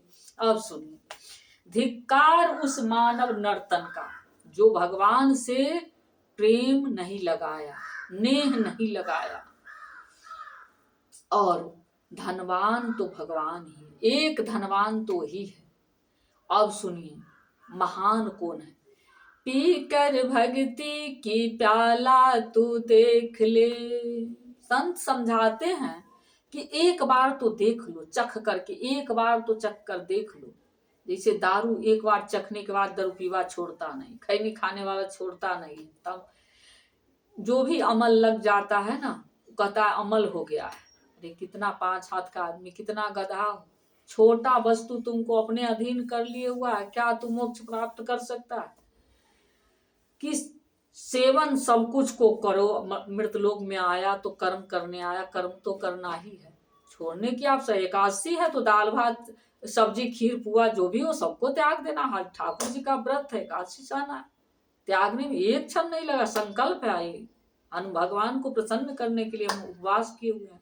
किसी वस्तु से मतलब नहीं, बनाकर सबको पवाएंगे जो पाने वाले लोग हैं, लेकिन खुद नहीं पाएंगे। इसे बैराग कहा जाता है। तो पीकर भक्ति की प्याला तू देख ले, तो क्या होगा। एक बार तो पी करके देख लो, उसके बाद नशा छूटेगा नहीं। पीकर भक्ति की प्याला तू देख ले, तो तेरा जीवन सुधर जाएगा। पीकर भक्ति, जय हो, पीकर भक्ति की प्याला तू देख ले, प्यारे जीवन सुधर जाएगा। टूटे भक्ति से न आए है सच्ची धनी की लड़ी। जिस भक्ति की प्याला को पीने के बाद तुम मदोमत हो जाओगे, मस्त हो जाओ, उसके बाद तुम्हारे पास न कभी बुखार लगेगा, न सर्दी होगा, न खांसी होगा, कोई रोग आएगा ही नहीं, पूर्ण स्वस्थ हष्ट पुष्ट हो जाओगे। तो क्यों, ये है सच्ची धनी की लड़ी, राम भजले घड़ी दो घड़ी। वह भक्ति रूपी प्याला जो है वो किसका है, सच्चा धनवान राजा राम जी का, सच्चे धनवान श्री वृंदावन बिहारी लाल जी का, द्वारिकाधीश का, जगन्नाथ जी का, सच्चा धनवान का वह। ये है सच्ची धनी की लड़ी, राम भजले घड़ी दो घड़ी। टूटे भक्ति से न ये लड़ी, राम भजले घड़ी दो घड़ी। श्री सीताराम नाम भगवान की। ऐसे सच्चे धनवान के भजन कीजिए, सच्चे धनवान के शरण में रहिए। सच्चे धनवान के शरणागत में, शरणागति को कभी किसी चीज का कष्ट नहीं उठाना पड़ता है, न मांगने की आवश्यकता रह जाती है, तिजोरी का चाबी मिल जाता है, जितना आवश्यकता है उतना यूज करो। और नौ जीव असंतुष्ट रहता है, हमेशा एनी टाइम उनका मन तृप्त और संतुष्ट रहता, आवश्यकता ही नहीं पड़ता। भला भक्ति की प्याली पीने के बाद आवश्यकता का, मीरा जी पी, ध्रुव जी पिए, प्रहलाद जी पिए, अनेकों भक्त पिए, मेरे गुरुदेव जी पिए, तपस्वी नारायण दास जी पिए, इसी कलयुग में तो प्रेमानंद जी महाराज पी रहे हैं। भक्ति की प्याला पीने वाले के बाद तो कहाँ कमी जह राम धनी। जय हे ठाकुर, क्षमा कीजिए। यहीं पर अपनी वाणी को विराम देते हुए अब आगे श्रीमद् भागवत कथा के दूसरा अध्याय महात्मा को आपको श्रवण कराएंगे। जो घटी टूटी हुआ होगा, अबोध गवार अज्ञान से, अधम ते अधम, अधम अति नारी ते अतिशय, मति मंद अधारी। माँ से भी तो महान थी इसलिए झूठ कही अपने को। वह तो नवधा भक्ति से संपन्न, ठाकुर जी नवधा भक्ति कहे, इसमें से एक को, जिसमें एक होगा उसको प्राण के समान मानेंगे। और तुम में तो नौ संपन्न, नौ भरा हुआ है। नवधा भक्ति में नौ तुम ही में विराजमान है। भला तुम्हारे विषय में कौन कह सकता है। नारायण ठाकुर दीन दयाल परम पिता परमेश्वर श्रीमद् भागवत भगवान की जय। बोलिए वृंदावन बिहारी लाल की जय। श्री रास बिहारी जी भगवान की जय। आनंद कंद भगवान की जय। सोमनाथ शरणागत भयहारी भगवान की, भवतारी भगवान की जय। बोलो गोविंद जय जय गोपाल जय जय गोविंद जय जय गोपाल जय जय। श्री राधा रमन हरि गोविंद जय जय राधा रमन हरि गोविंद जय जय गोविंद जय जय गोपाल जय जय गोविंद जय जय गोपाल जय। प्यारे राधा रमन मेरे राधा रमन श्री राधा रमन हरि गोविंद जय जय। बोलिए गोविंद गोपाल जी भगवान, राधे रमन भगवान की जय। श्री वेद व्यास जी भगवान की जय। परम भागवत संत सुखदेव जी भगवान की जय। परम भाग्यवान परीक्षित जी महाराज की जय। श्री सीताराम नाम भगवान की जय। वीर हनुमान जी महाराज की जय। श्री रामचरित मानस विमल कथा करो चित चाय, आसन आए विराजिए मेरे पवन पुत्र हर्षाय। श्री सीताराम नाम भगवान की। जनानंदन महाबाहु हनुमान जी महाराज की जय। देव ऋषि नारद जी भगवान की जय। भक्ति मैया की जय। श्री भागवत भगवान की जय। आराध्य देव श्री सद्गुरुदेव भगवान की जय। नारद जी ने कहा, बाले तुम व्यर्थ ही अपने को क्यों खेद में डाल रही हो। नारद जी कहें तू खेद में क्यों डाले, तू खिन्न क्यों हो, अफसोस क्यों कर रही हो। अरे तुम इतनी चिंतातुर क्यों हो। भगवान श्री कृष्ण के चरण कमलों का चिंतन करो, उनकी कृपा से तुम्हारा सारा दुख दूर हो जाएगा। नारायण। जिन्होंने कौरवों के अत्याचार से, कहे जो श्री कृष्ण कौरव के अत्याचार से द्रौपदी की रक्षा की, द्रौपदी को भरी सभा में चीर जब हरण कर रहा था दुशासन, वहां चीर वस्त्र के रूप में मेरे प्यारे ठाकुर जी उपस्थित हो गए। अपने भक्त के लिए क्या नहीं करते। जिन्होंने कौरवों के अत्याचार से द्रौपदी की रक्षा की थी और गोप सुंदरियों को सनाथ किया था, ब्रज सुंदरी को जो सनाथ किए रास रचाकर, क्या उस श्री कृष्ण कहीं चले थोड़े ही गए। फिर तुम तो भक्ति हो और सदा उन्हें प्राणों से भी प्यारी हो। तुम्हारे बुलाने पर तो भगवान नीचों के घरों में चले आते हैं। नीचों के घरों में चले आते। भगवान नीच ऊच समझ में नहीं करते। विदुर जी के यहाँ बासी साग जा करके खा लिए। ठाकुर जी माँ सेवरी के बैर खा लिए, चक चक करके माँ रखती थी।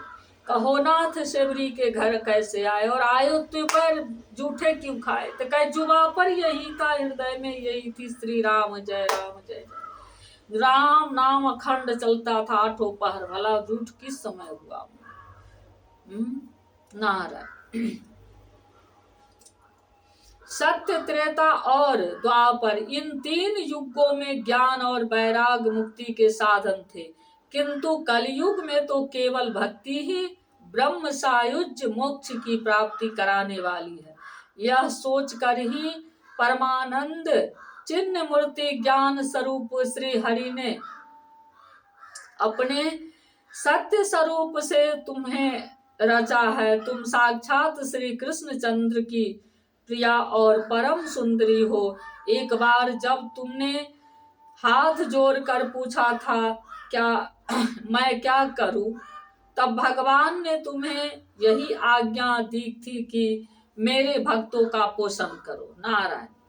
तुमने भगवान की वह आज्ञा स्वीकार कर ली, इससे तुम पर श्री हरि बहुत प्रसन्न हुए और तुम्हारी सेवा करने के लिए मुक्ति को तुम्हें दासी के रूप में दे दिया, और इन ज्ञान वैराग को पुत्रों के रूप में तुम अपने साक्षात स्वरूप से वैकुंठ धाम में ही भक्तों का पोषण करती हो। नारायण। भूलोक में तो तुमने उनकी पुष्टि के लिए केवल छाया रूप धारण कर रखा है, तब तुम मुक्ति ज्ञान और वैराग को साथ लिए पृथ्वी तल पर आई, और सतयुग से द्वापर पर्यंत बड़े आनंद से रही। कलयुग में तुम्हारी दासी मुक्ति पाखंड रूप रोग से पीड़ित होकर छिन्न होने लगी थी, इसीलिए वह तो तुम तुरंत ही तुम्हारी आज्ञा के से वैकुंठ लोक को चली गई। इस लोक में भी तुम्हारे स्मरण करने से ही वह आती है और फिर चली जाती है, किंतु इन ज्ञान और वैराग को तुमने पुत्र मानकर अपने पास ही रख छोड़ा। नारायण। फिर भी कलयुग में इनकी अपेक्षा होने के कारण तुम्हारे ये पुत्र उत्साहहीन और वृद्ध हो गए हैं। फिर भी तुम चिंता न करो, मैं इनके नवीन जीवन का उपाय सोचता हूँ। सुमुखी, कली के समान कोई भी युग नहीं है। इस युग में मैं तुम्हें घर घर में प्रत्येक पुरुष के हृदय में स्थापित कर दूंगा। नारायण। देखो, अन्य सब धर्मों को दबाकर और भक्ति विषयक महोत्सवों को आगे रखकर यही मैंने लोक में तुम्हारा प्रचार न किया तो मैं श्री हरि का दास नहीं। इस कलयुग में जो जीव तुमसे युक्त होंगे वे पापी होने पर भी बेखट के भगवान श्री कृष्ण के अभय धाम को प्राप्त होंगे। जिनके हृदय में निरंतर प्रेम रूपिणी भक्ति निवास करती है, वे शुद्धांत करण पुरुष स्वप्न में भी जमराज को नहीं देखते। जिनके हृदय में भक्ति महारानी निवास करता है, भक्ति रानी नारायण भक्ति महारानी का निवास है, उन्हें प्रेत पिशाच राक्षस या दैत आदि स्पर्श करने में भी समर्थ नहीं हो सकते। नारायण। भगवान तप, वेदाध्ययन, ज्ञान और कर्म आदि किसी भी साधन से बस में नहीं किए जा सकते। वे केवल भक्ति से ही वशीभूत होते हैं। इसमें गोपी जन प्रमाण है। नारायण। मनुष्यों का सहस्त्रों जन्म के पुण्य प्राप्त से भक्ति में अनुराग होता है। कलयुग में केवल भक्ति ही सार है। भक्ति से तो साक्षात श्री कृष्णचंद्र सामने उपस्थित हो जाते हैं। जो लोग भक्ति से द्रोह करते हैं वे तीनों लोकों में दुख ही दुख पाते हैं। पूर्व काल में भक्त का तिरस्कार करने वाले दुर्वासा ऋषि को बड़ा कष्ट उठाना पड़ा था। बस व्रत, तीर्थ, योग, यज्ञ और ज्ञान चर्चा आदि बहुत से साधनों की कोई आवश्यकता नहीं है, एकमात्र भक्ति ही मुक्ति देने वाली है। ऐसे परम समर्थ मुक्तिदायिनी भक्ति माता के चरणों में दासी का बारंबार नमस्कार। सूत जी कहते हैं, इस प्रकार नारद जी ने निर्णय किए हुए अपने महात्मा को सुनकर भक्ति के सारे अंग पुष्ट हो गए और वे उनसे कहने लगी। भक्ति ने कहा, नारद जी आप धन्य हैं, आपकी मुझ में निश्चल प्रीति है। मैं सदा आपके हृदय में रहूंगी, कभी आपको छोड़कर नहीं जाऊंगी। साधु आप बड़े कृपालु हैं, आपने क्षण भर में ही मेरा दुख दूर कर दिया, किंतु अभी मेरे पुत्रों में चेतना नहीं आई, आप इन्हें शीघ्र से ही सचेत कर दीजिए, जगा दीजिए नाथ। सूत जी कहते हैं, भक्ति के वचन सुनकर नारद जी को बड़ी करुणा आई और वे उन्हें हाथ से हिला डुला कर जगाने लगे। फिर उनके कान के पास मुंह लगाकर जोर से कहा, ओ ज्ञान जल्दी जग परो, ओ बैराग जल्दी जग परो। फिर उन्होंने वेदांत घोष और बार बार गीता पाठ करके उन्हें जगाया। इससे वे जैसे तैसे बहुत जोर लगाकर उठे, किंतु आलस्य के कारण वे दोनों जम्भाई लेते रहे। नारायण नेत्र उघार कर देख भी न सके, उनके बाल बकुड़े की तरह सफेद हो गए थे, उनके अंग प्रायः सूखे काठ के समान निस्तेज और कठोर हो गए थे। नारायण कठोर हो गए थे। इस प्रकार भूख प्यास के मारे अत्यंत दुर्बल होने के कारण उन्हें फिर सोते देख नारद जी को बड़ी चिंता हुई और वे सोचने लगे, अब मुझे क्या करना चाहिए। इनकी यह नींद और इससे भी बढ़कर इनकी वृद्ध अवस्था कैसे दूर हो। शौनक जी इस प्रकार चिंता करते करते हुए भगवान का स्मरण करने लगे। उसी समय यह आकाशवाणी हुई, मुने खेद मत करो, तुम्हारा यह उद्योग निसंदेह सफल होगा। देव ऋषि, इसके लिए तुम एक सत्कर्म करो, वह कर्म तुम्हें संत शिरोमणि महानुभाव बताएंगे। उस सत्कर्म का अनुष्ठान करते ही क्षण भर में उनकी नींद और वृद्धावस्था चली जाएगी तथा सर्वत्र भक्ति का प्रसार होगा। यह आकाशवाणी वहां सभी को साफ साफ सुनाई दी। इससे नारद जी को बड़ा विस्मय हुआ और वे कहने लगे, मुझे तो इसका कुछ आश्चर्य समझ में नहीं आया। नारद जी ने बोले, इस आकाशवाणी ने ही भी गुप्त रूप में ही बात कही है। यह नहीं बताया कि वह कौन सा साधन किया जाए जिससे इसका कार्य सिद्ध हो। वे संत न जाने कहाँ मिलेंगे और किस प्रकार उस साधन को बताएंगे। अब आकाशवाणी ने जो कुछ कहा उसके अनुसार मुझे क्या करना चाहिए। सूत जी कहते हैं, शौनक जी तब ज्ञान वैराग दोनों को वहीं छोड़कर नारद मुनि वहां से चल पड़े और प्रत्येक तीर्थ में जाकर मार्ग में मिलने वाले मुनीश्वरों से वह साधन पूछने लगे। उनकी उस बात को सुनते तो सब थे, किंतु उसके विषय में कोई कुछ भी निश्चय उत्तर नहीं देता। किन्हीं ने उसे असाध्य बताया, कोई बोले इसका ठीक ठीक पता लगाना ही कठिन है। कोई सुनकर चुप रह गए और कोई तो अपनी अवज्ञा होने के भय से बात को टाल टूल कर खिसक गए। त्रिलोक में महान आश्चर्यजनक हाहाकार मच गया। लोग आपस में कानाफूसी करने लगे। भाई, जब वेदांत घोष और बार बार गीता पाठ सुनाने पर भी भक्ति ज्ञान और वैराग्य तीनों नहीं जगाए जा सके, तब और कोई उपाय नहीं है। स्वयं योगी राज नारद को भी जिसका ज्ञान नहीं है उसे दूसरे संसारी लोग कैसे बता सकते हैं।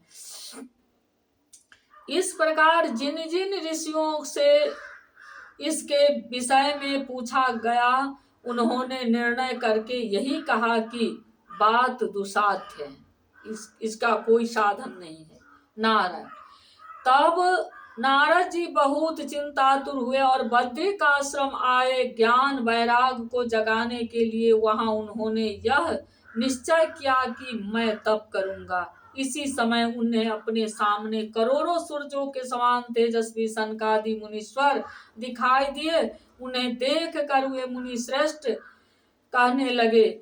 नारद जी ने कहा,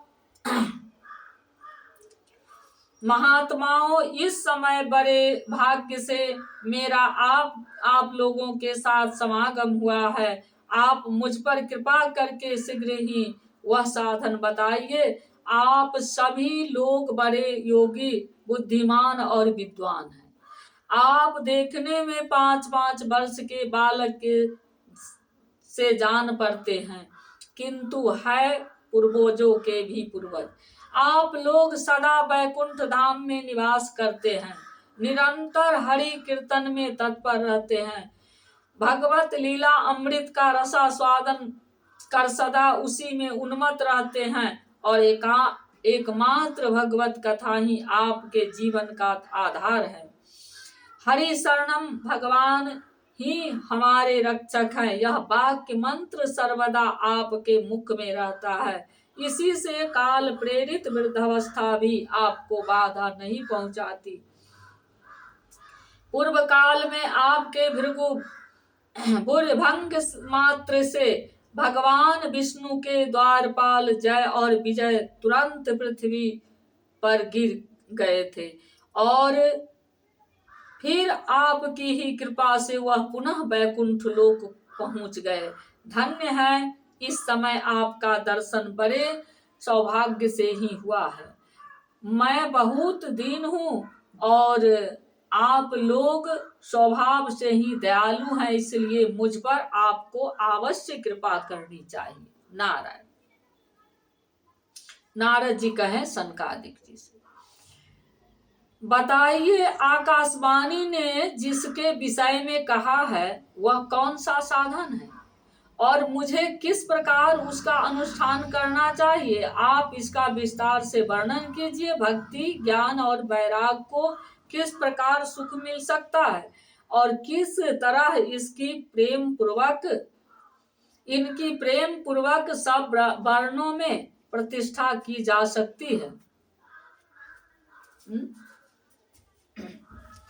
सनकादि ने कहा, देवेश, आप चिंता न करें, मन में प्रसन्न हो। उनके उद्धार का एक सरल उपाय पहले से ही विद्यमान है।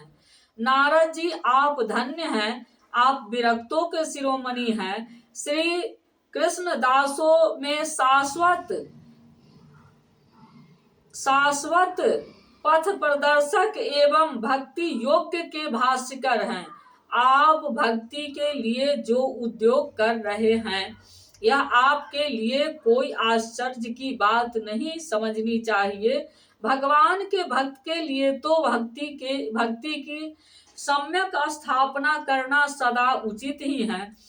ऋषियों ने संसार में अनेकों मार्ग प्रकट किए हैं, किंतु वे सभी कष्ट साध्य हैं और परिणाम में प्रायः स्वर्ग की ही प्राप्ति कराने वाले हैं।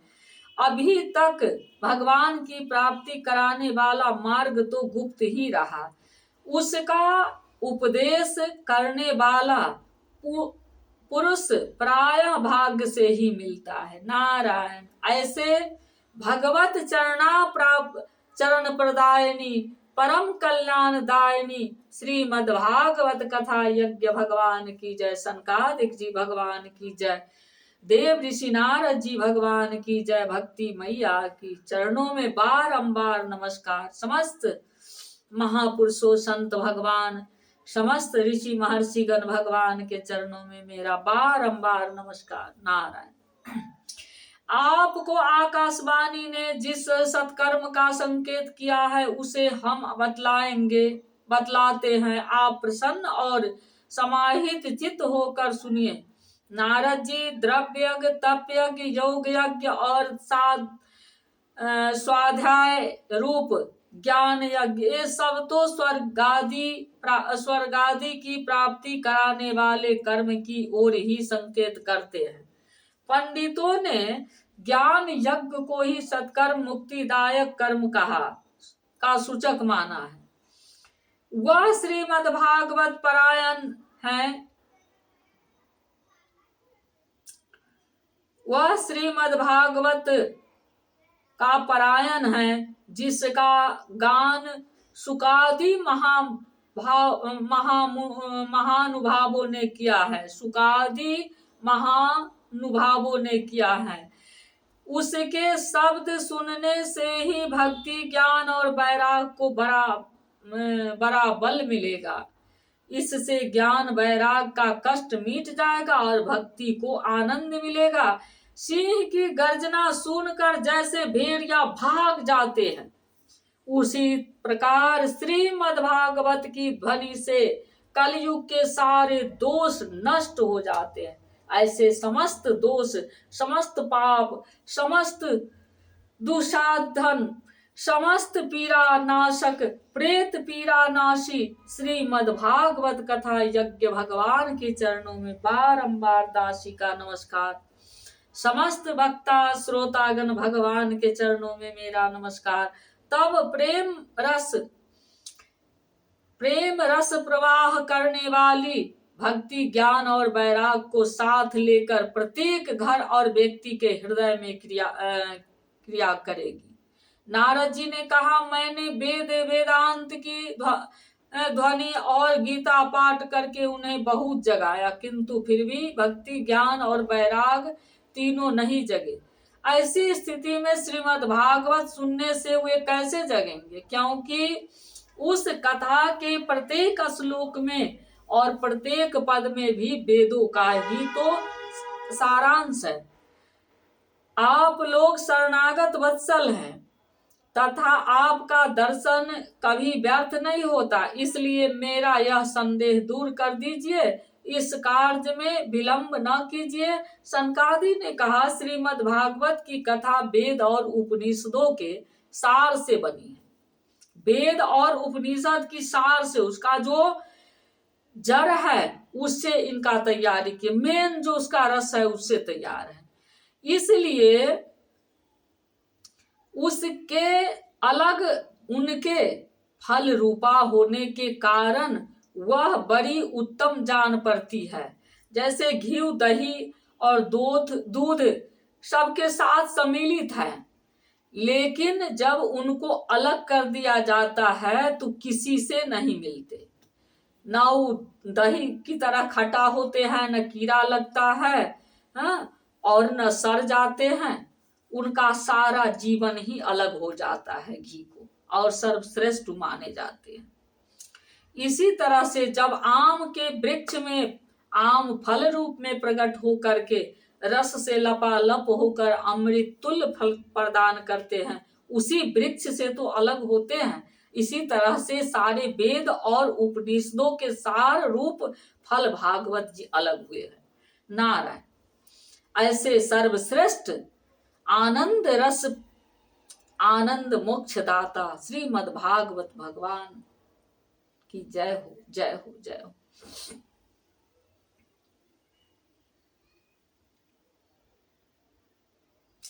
फल रूपा होने के कारण वह बड़ी उत्तम जान पड़ती है। नारायण। जिस प्रकार रस वृक्ष की जड़ से लेकर शाखा पर्यंत रहता है, किंतु इस स्थिति में उसका आस्वादन नहीं किया जा सकता, वही जब अलग होकर के फल के रूप में आ जाता है तब संसार में सभी को प्रिय लगने लगता है। दूध में घी रहता है ही है, किंतु उस समय उसका अलग स्वाद नहीं मिलता। वही जब उससे अलग हो जाता है तब देवताओं के लिए भी स्वाद वर्धक हो जाता है। खाई ईब के ओर छोर और बीच में भी व्याप्त रहती है, तथापि अलग होने पर उसकी कुछ और भी मिठास होती है। आम से प्रेम करने वाले वस्तु, जो आम फल होते हैं, आम से प्रेम करने वाले वस्तु, चुरा कर एक आम बीच कर खा लेने वाले वस्तु, क्या आम के फसल चले जाने के बाद उस आम के, जिसका वृक्ष है, उससे छुप करके क्या आम के पौधे में कौर लगा करके, चाहे पेड़ से एक डाली ले जा करके घर में बैठ कर खा सकते हैं? नहीं। उसी वृक्ष से जब एक फल रूप में अलग हो करके वह फल प्रकट होते हैं, तो चुराने वाला बहुत हो जाता है, खाने वाला, मांगने वाला, लेने वाला, खरीदने वाला। घी अगर कोई मांगे कि घी बड़े स्वादिष्ट चीज है, रोटी में लगाएंगे, कोई दूध डाल दे, है घी दूध में ही है, तो घी दूध में ही, घी डाल दे, घी के बदले दूध डाल दे, कहे रोटी में लगा लो, रोटी घुल जाएगा, घी का स्वाद नहीं मिलेगा। इसी तरह से वेद और उपनिषद के सारूप मथा हुआ श्रीमद् भागवत भगवान अलग स्वादिष्ट है, सारे गुण, सारे सामर्थ्य से संपन्न है, सर्वोपरि सर्वेश्वर है नारायण।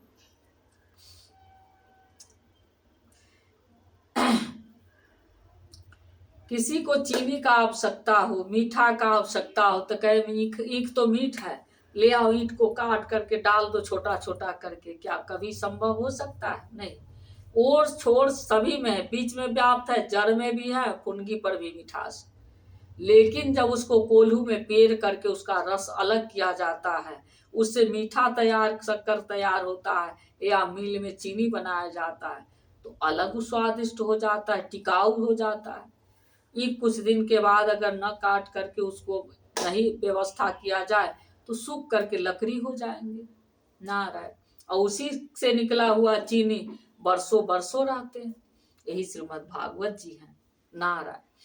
यह भागवत पुराण वेदों के समान है। श्री व्यास देव ने इसे भक्ति, ज्ञान और वैराग की स्थापना के लिए प्रकाशित किया है। पूर्व काल में जिस समय वेद वेदांत के पारगामी और गीता की भी रचना करने वाले भगवान व्यास देव खिन्न होकर के आनंद समुद्र में गोते खा रहे थे, उस समय आपने ही उन्हें 4 श्लोकों में इसका उपदेश किया था। उसे सुनते ही उनकी सारी चिंता दूर हो गई थी।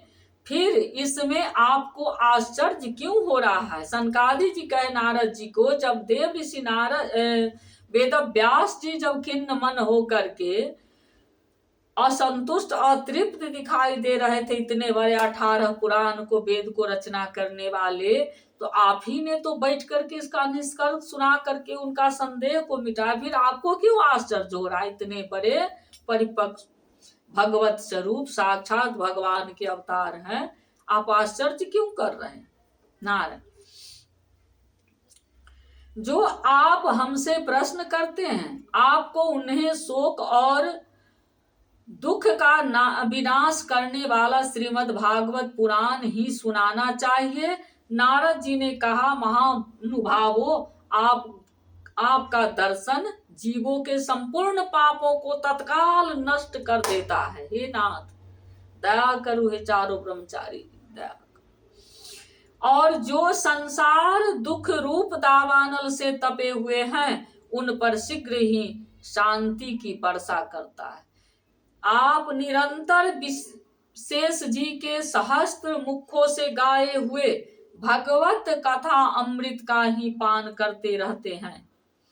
मैं प्रेम लक्षणा भक्ति का प्रकाश करने के उद्देश्य से आपकी शरण लेता हूँ नाथ, शरण लेती हूँ प्रभु। मैं भी आपकी शरण लेती हूँ स्वामी। जब अनेकों जन्मों के संचित पुण्य पुंज का उदय होने से मनुष्य को सत्संग मिलता है, तब वह उसके अज्ञान जनित मोह और मद रूप अंधकार का नाश करके विवेक उदय होता है। ऐसे सत्संग दाता भगवान सनक सनंद सनकादि सनत कुमार जी भगवान की जय, देव ऋषि नारद जी भगवान की जय। और वह सत्संग कब मिलता है? विवेक तो बिना सत्संग को होता नहीं, और सत्संग कैसे मिलता है? जब भगवान की अपार कृपा होती है तब। परमपिता परमेश्वर आनंद कंद भगवान की जय। कल आपको सुनाएंगे भक्ति के कष्ट की निवृत्ति। आज तो व्यवस्था हुआ, उसका निदान निकाला गया है, खोजा गया है, और कल वो उसको दुख को मिटा ही दिया जाएगा। चलिए बोलो गोविंद जय जय गोपाल जय जय, गोविंद जय जय गोपाल जय जय। बोलो गोविंद जय जय गोपाल जय जय, गोविंद जय जय गोपाल जय। श्री राधा रमन हरि गोविंद जय जय, राधा रमन हरि गोविंद जय, मेरे राधा रमन हरि गोविंद जय। बोले गोविंद गोपाल जी भगवान की जय। अब सुनिए एक भजन सूरदास जी को सुनाते हैं। कहाँ कमी जह राम धनी। कमी वहां होता है जहां भक्ति नहीं होती है। जिसके हृदय में माँ भक्ति का निवास नहीं है, वह व्यक्ति सदा दरिद्र रहता है, सदा रोगग्रस्त रहता है, सदा दुखी रहता है, सदा असाध्य पीड़ा से ग्रस्त रहता है। और जिसके हृदय मंदिर में भगवान की भक्ति है, वह धनवान है। निर्धन होने पर भी धनवान है, गवार होने पर भी विद्वान है, और भाग्यहीन होने पर भी भाग्यवान है। कहाँ कमी जह राम धनी है, कहाँ कमी जह राम धनी। मनसा नाथ मनोरथ पूरन, मनसा के नाथ, मनसा के पुरावे वाला नाथ। मनसा नाथ मनोरथ पूरन, सुख निधान जाकी मौज धनी। प्रभु कहाँ कमी जह राम धनी, हरि कहाँ कमी जह राम धनी। प्रभु कहाँ कमी जह राम धनी। अर्थ धर्म अरु काम मोक्ष फल, जहाँ भक्ति माता रहती हैं, जहाँ राम जी की कृपा है, जिनके ऊपर राम भक्ति रूपी प्याला जो पान किए हुए हैं, उनको किस वस्तु की प्राप्ति होती है? अर्थ धर्म अरु काम मोक्ष फल, ही 4 को फले है। अर्थ धर्म अरु काम मोक्ष फल, 4 पदार्थ देत छनी। जय कहाँ कमी जह राम धनी, प्रभु कहाँ कमी जह राम धनी। हरि कहाँ कमी जह राम धनी।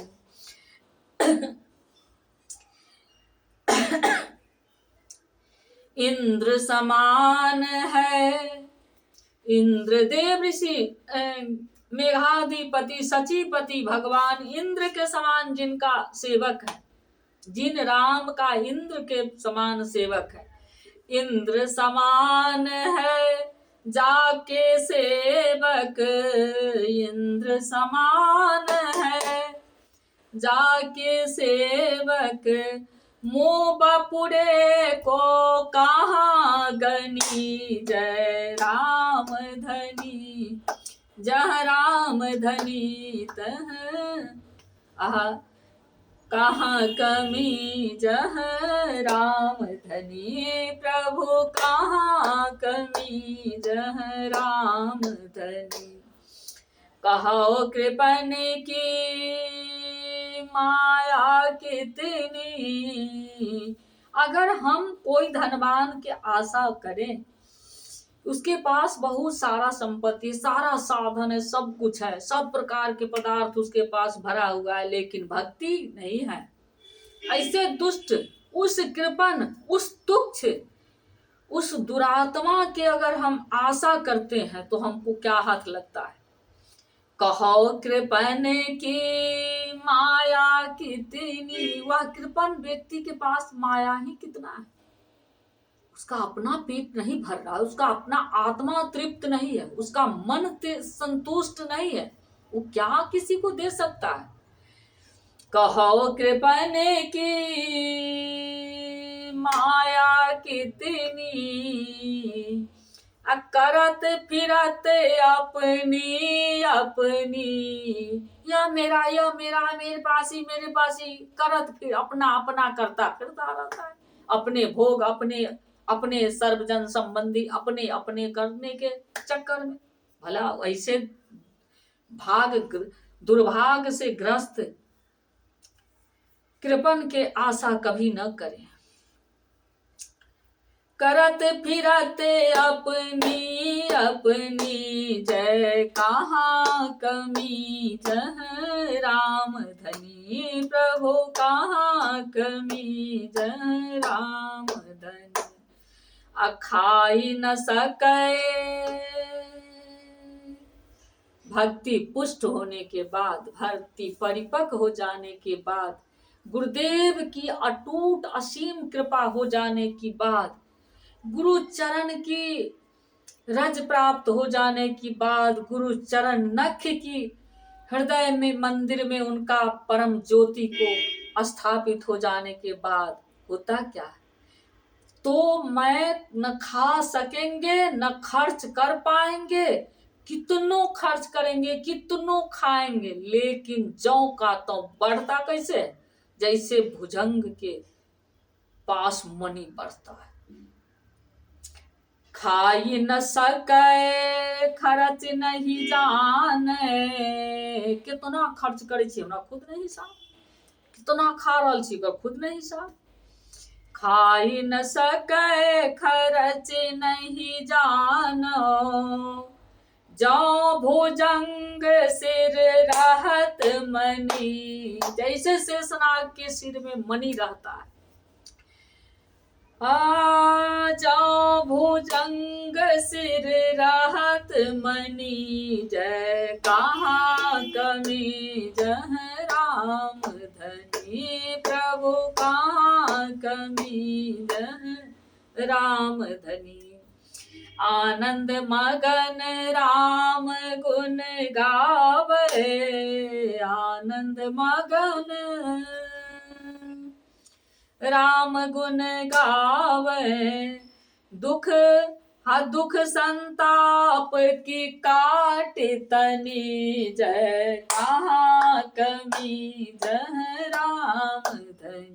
जितना पौधा है ना दुख के, संताप का, दुख का, दरिद्रता का, उपद्रव का, दुष्ट का, जितना भी रचा हुआ षड्यंत्र है, सभी को जब आनंद मगन राम गुण गावो, जब आनंद मगन होकर के श्री राम जी के गुण गाथा को गाएंगे तो दुख संताप को काटता नहीं, उसके तना को, जड़ को ही काट देते हैं, जड़ को ही मिटा देते हैं, जड़ से ही मिटा देते हैं, जड़ को काट करके पूर्ण रूप से उसका जल मूल से समाप्त कर देते हैं। मेरे आदरणीय, मेरे प्यारे, मेरे अपने, मेरे स्वामी, मेरे श्री राम जी, मेरे श्याम सुंदर जी, जय हो दयाल। सूरदास जी कहते हैं, सूर कहत जे जय हो, सूर कहत जे भजत राम को। जय हो स्वामी श्री राम जी। सूर कहत जे भजत राम को,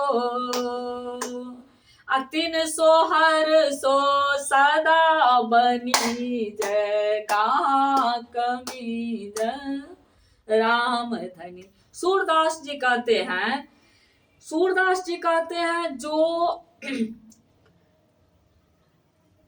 जो भजत राम को, सूरदास सूर कहत जो भजत राम को, 300 हर्षो सदा बनी। उनका हर्ष, उनका खुशी, उनकी आनंद, उनकी प्रसन्नता, उनकी प्रफुल्लता सदा बना रहता है, सदा के लिए अचल हो जाता, चल नहीं अचल हो जाता।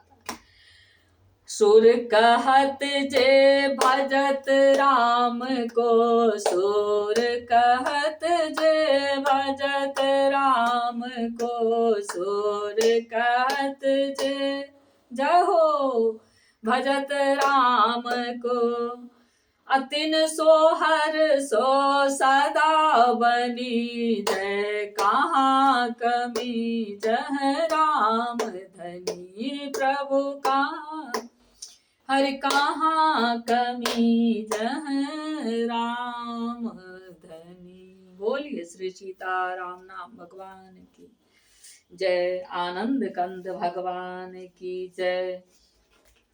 अब तक फागुन का मास है, राम जी का यहाँ ससुराल है, हम मिथिलानी है।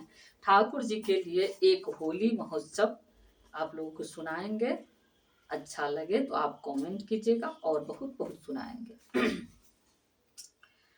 अप्रियतम होली मनाना होगा, हे प्रियतम होली मनाना होगा। किशोरी जी कहती हैं भगवान राम से, प्यारे प्रियतम होली को उत्सव मनाना होगा,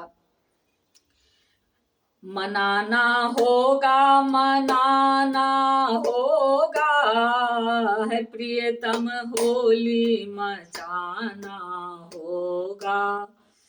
होली मनाया जाता है कम, मचाया जाता है ज्यादा, इसलिए माँ कही हे प्रियतम होली मचाना होगा। तो किस किस चीज से व्यवस्था क्या है? ललित गुलाल सुभग गालन पर, ललित गुलाल प्यारे ललित गुलाल सुभग गालन। किशोरी जी के काम उजला उजला सरसों के फूल की तरह पीला पीला सुंदर सुंदर गुलाबी गुलाबी गाल। ललित गुलाल सुभग गालन पर, प्रभु मलना होगा मलाना होगा। नाथ आप मलिए भी और मलाइए भी, आप अपने साली सरोजनी को मलिए और साली सरोजनी आपको मलेंगे।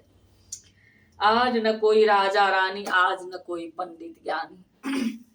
हे प्रियतम होली मनाना होगा, प्रियतम होली मचाना होगा। ललित गुलाल सुभग गालन पर, ललित गुलाल सुभग गालन पर, मलना होगा मलाना होगा।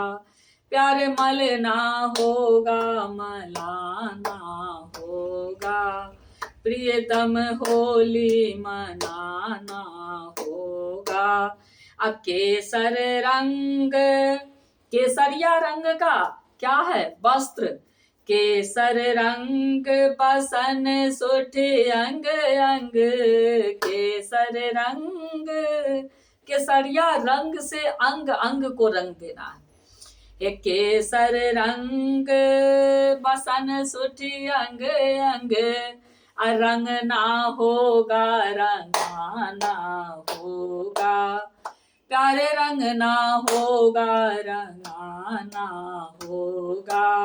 स्वामी प्रियतम होली मनाना होगा, राघव होली मनाना, मेरे राम जी होली मचाना होगा। मचाना होगा मनाना होगा, मचाना होगा मनाना होगा। हे मेरे प्रियतम होली मनाना होगा। अब भरी भरी उमंग, अब भरी उमंग लय लय मृदंग संग, भरी उमंग लय लय मृदंग गति। मन में उमंग को भरकर और मृदंग बजाते हुए, भरी उमंग लय लय मृदंग गति। जय हो प्यारे, ये नाचना होगा नचाना होगा, प्यारे नाचना होगा नचाना होगा, नाचना होगा नचाना होगा, मेरे राघव होली मनाना होगा, हे मेरे ठाकुर होली मनाना मनाना होगा, नाचना होगा और नाचाना होगा, प्रियतम होली मनाना। सरस फाग, इतने नहीं, नाचना भी होगा और नचवाना भी। आप नाचिएगा तो ताल में तो हम सब नाचबे करेंगे। और सरस फाग, और चुपचाप थोड़ी नाचना है, चुपचाप धूम गजर नहीं मचता है। अब सरस राग में, सरस राग रस में लबालब स्वर में गाना है। हे सरस राग पर अनुराग रंग रस, सरस फाग, फाग के ताल में, फाग के सुर ताल होनी चाहिए और फाग गाना है, क्या होली गाना है। सरस फाग अनुराग रंग रस, जय हो। सरस फाग अनुराग रंग रस, गाना होगा गवाना होगा, गाना होगा गवाना, प्यारे गाना होगा गवाना होगा, मेरे राम जी होली मनाना, मेरे राघव होली मनाना होगा, राघव होली मनाना होगा। हरिजन हरसी, जय स्वामी। हे हरिजन, आपके जितने दास साला साली सरोजनी जो भी है, हरिजन माने आपकी जन है, हम लोग आपके जन है स्वामी। आप ही बनाया हुआ यह मेरा तन है, आप ही की स्थापित किया हुआ यह सूक्ष्म परमात्मा अंदर बोल रहे हैं। इसलिए हरिजन हरसी और कंठन, अपने ही स्वरूप के साथ अपने आनंद लेना नाथ। हरिजन जीव और ब्रह्म के बीच आनंद है, नारायण। हरिजन हरसी उर कंठन, प्यारे हरिजन, हरिजन हरसी उर कंठन, प्यारे लगना होगा लगाना। कंठ से कंठ, गले से गले मिलेंगे, हृदय से हृदय मिलेंगे, भुजा से भुजा मिलेंगे। अहे मिलना होगा मिलाना होगा, लगना होगा लगाना होगा। हरिजन हरसी उर कंठन, लगना होगा लगाना होगा, प्यारे लगना होगा लगा। मंजूर कर लीजिए नाथ, मंजूर तो करना ही होगा, ससुराल में है। हे लगना होगा लगाना होगा, प्रियतम होली मनाना होगा। ऐसे जीजा जी के देखने के बाद भला कौन काबू में रह सकता है, सब बेकाबू। परम पिता परमेश्वर भगवान आनंद कंद दीन दयाल दीन बंधु श्री सीतानाथ श्री राम जी भगवान के चरणार वृंद में दासी का कोटि कोटि रोम रोम से नमस्कार। श्री राधे कृष्ण, श्री कृष्ण चंद्र भगवान, श्री बरसाने वाली मैया की चरणार वृंद में बाके बिहारी रास बिहारी जी भगवान, राधा वल्लभ राधा रमन भगवान के चरणों में बारंबार दासी का नमस्कार। समस्त संत भक्त भगवान के चरणों में मेरा प्रणाम। सद्गुरुदेव भगवान के चरणों में मेरा प्रणाम। मेरी टूटी फूटी अपराध रूपी जो वाणी हो उसको क्षमा करते हुए आप अपना आशीर्वाद प्रदान करें। सभी महानुभावों से प्रार्थना है और भीख मांगते हैं कि इस गवार को आप अपना आशीर्वाद प्रदान करें और ज़्यादा से ज़्यादा श्रवण करके सब्सक्राइब करने का आशीर्वाद कृपा प्रदान कीजिएगा। और कमेंट में बताइए कि कहाँ से आप आनंद को रसपान करना है। जहाँ कहिएगा चलने के लिए वहाँ चलने के लिए हम तैयार हैं। बागीचा के आनंद जहाँ जाई मन तहाँ ही लोभाई। नाथ आज विश्राम दे रहे हैं। अपनी वाणी को यहीं पर विराम देते हुए आप सभी मिथिलावासी सभी भारतवासियों के चरणों में मेरा कोटि कोटि नमस्कार। जय श्री राधे, जय श्री श्याम।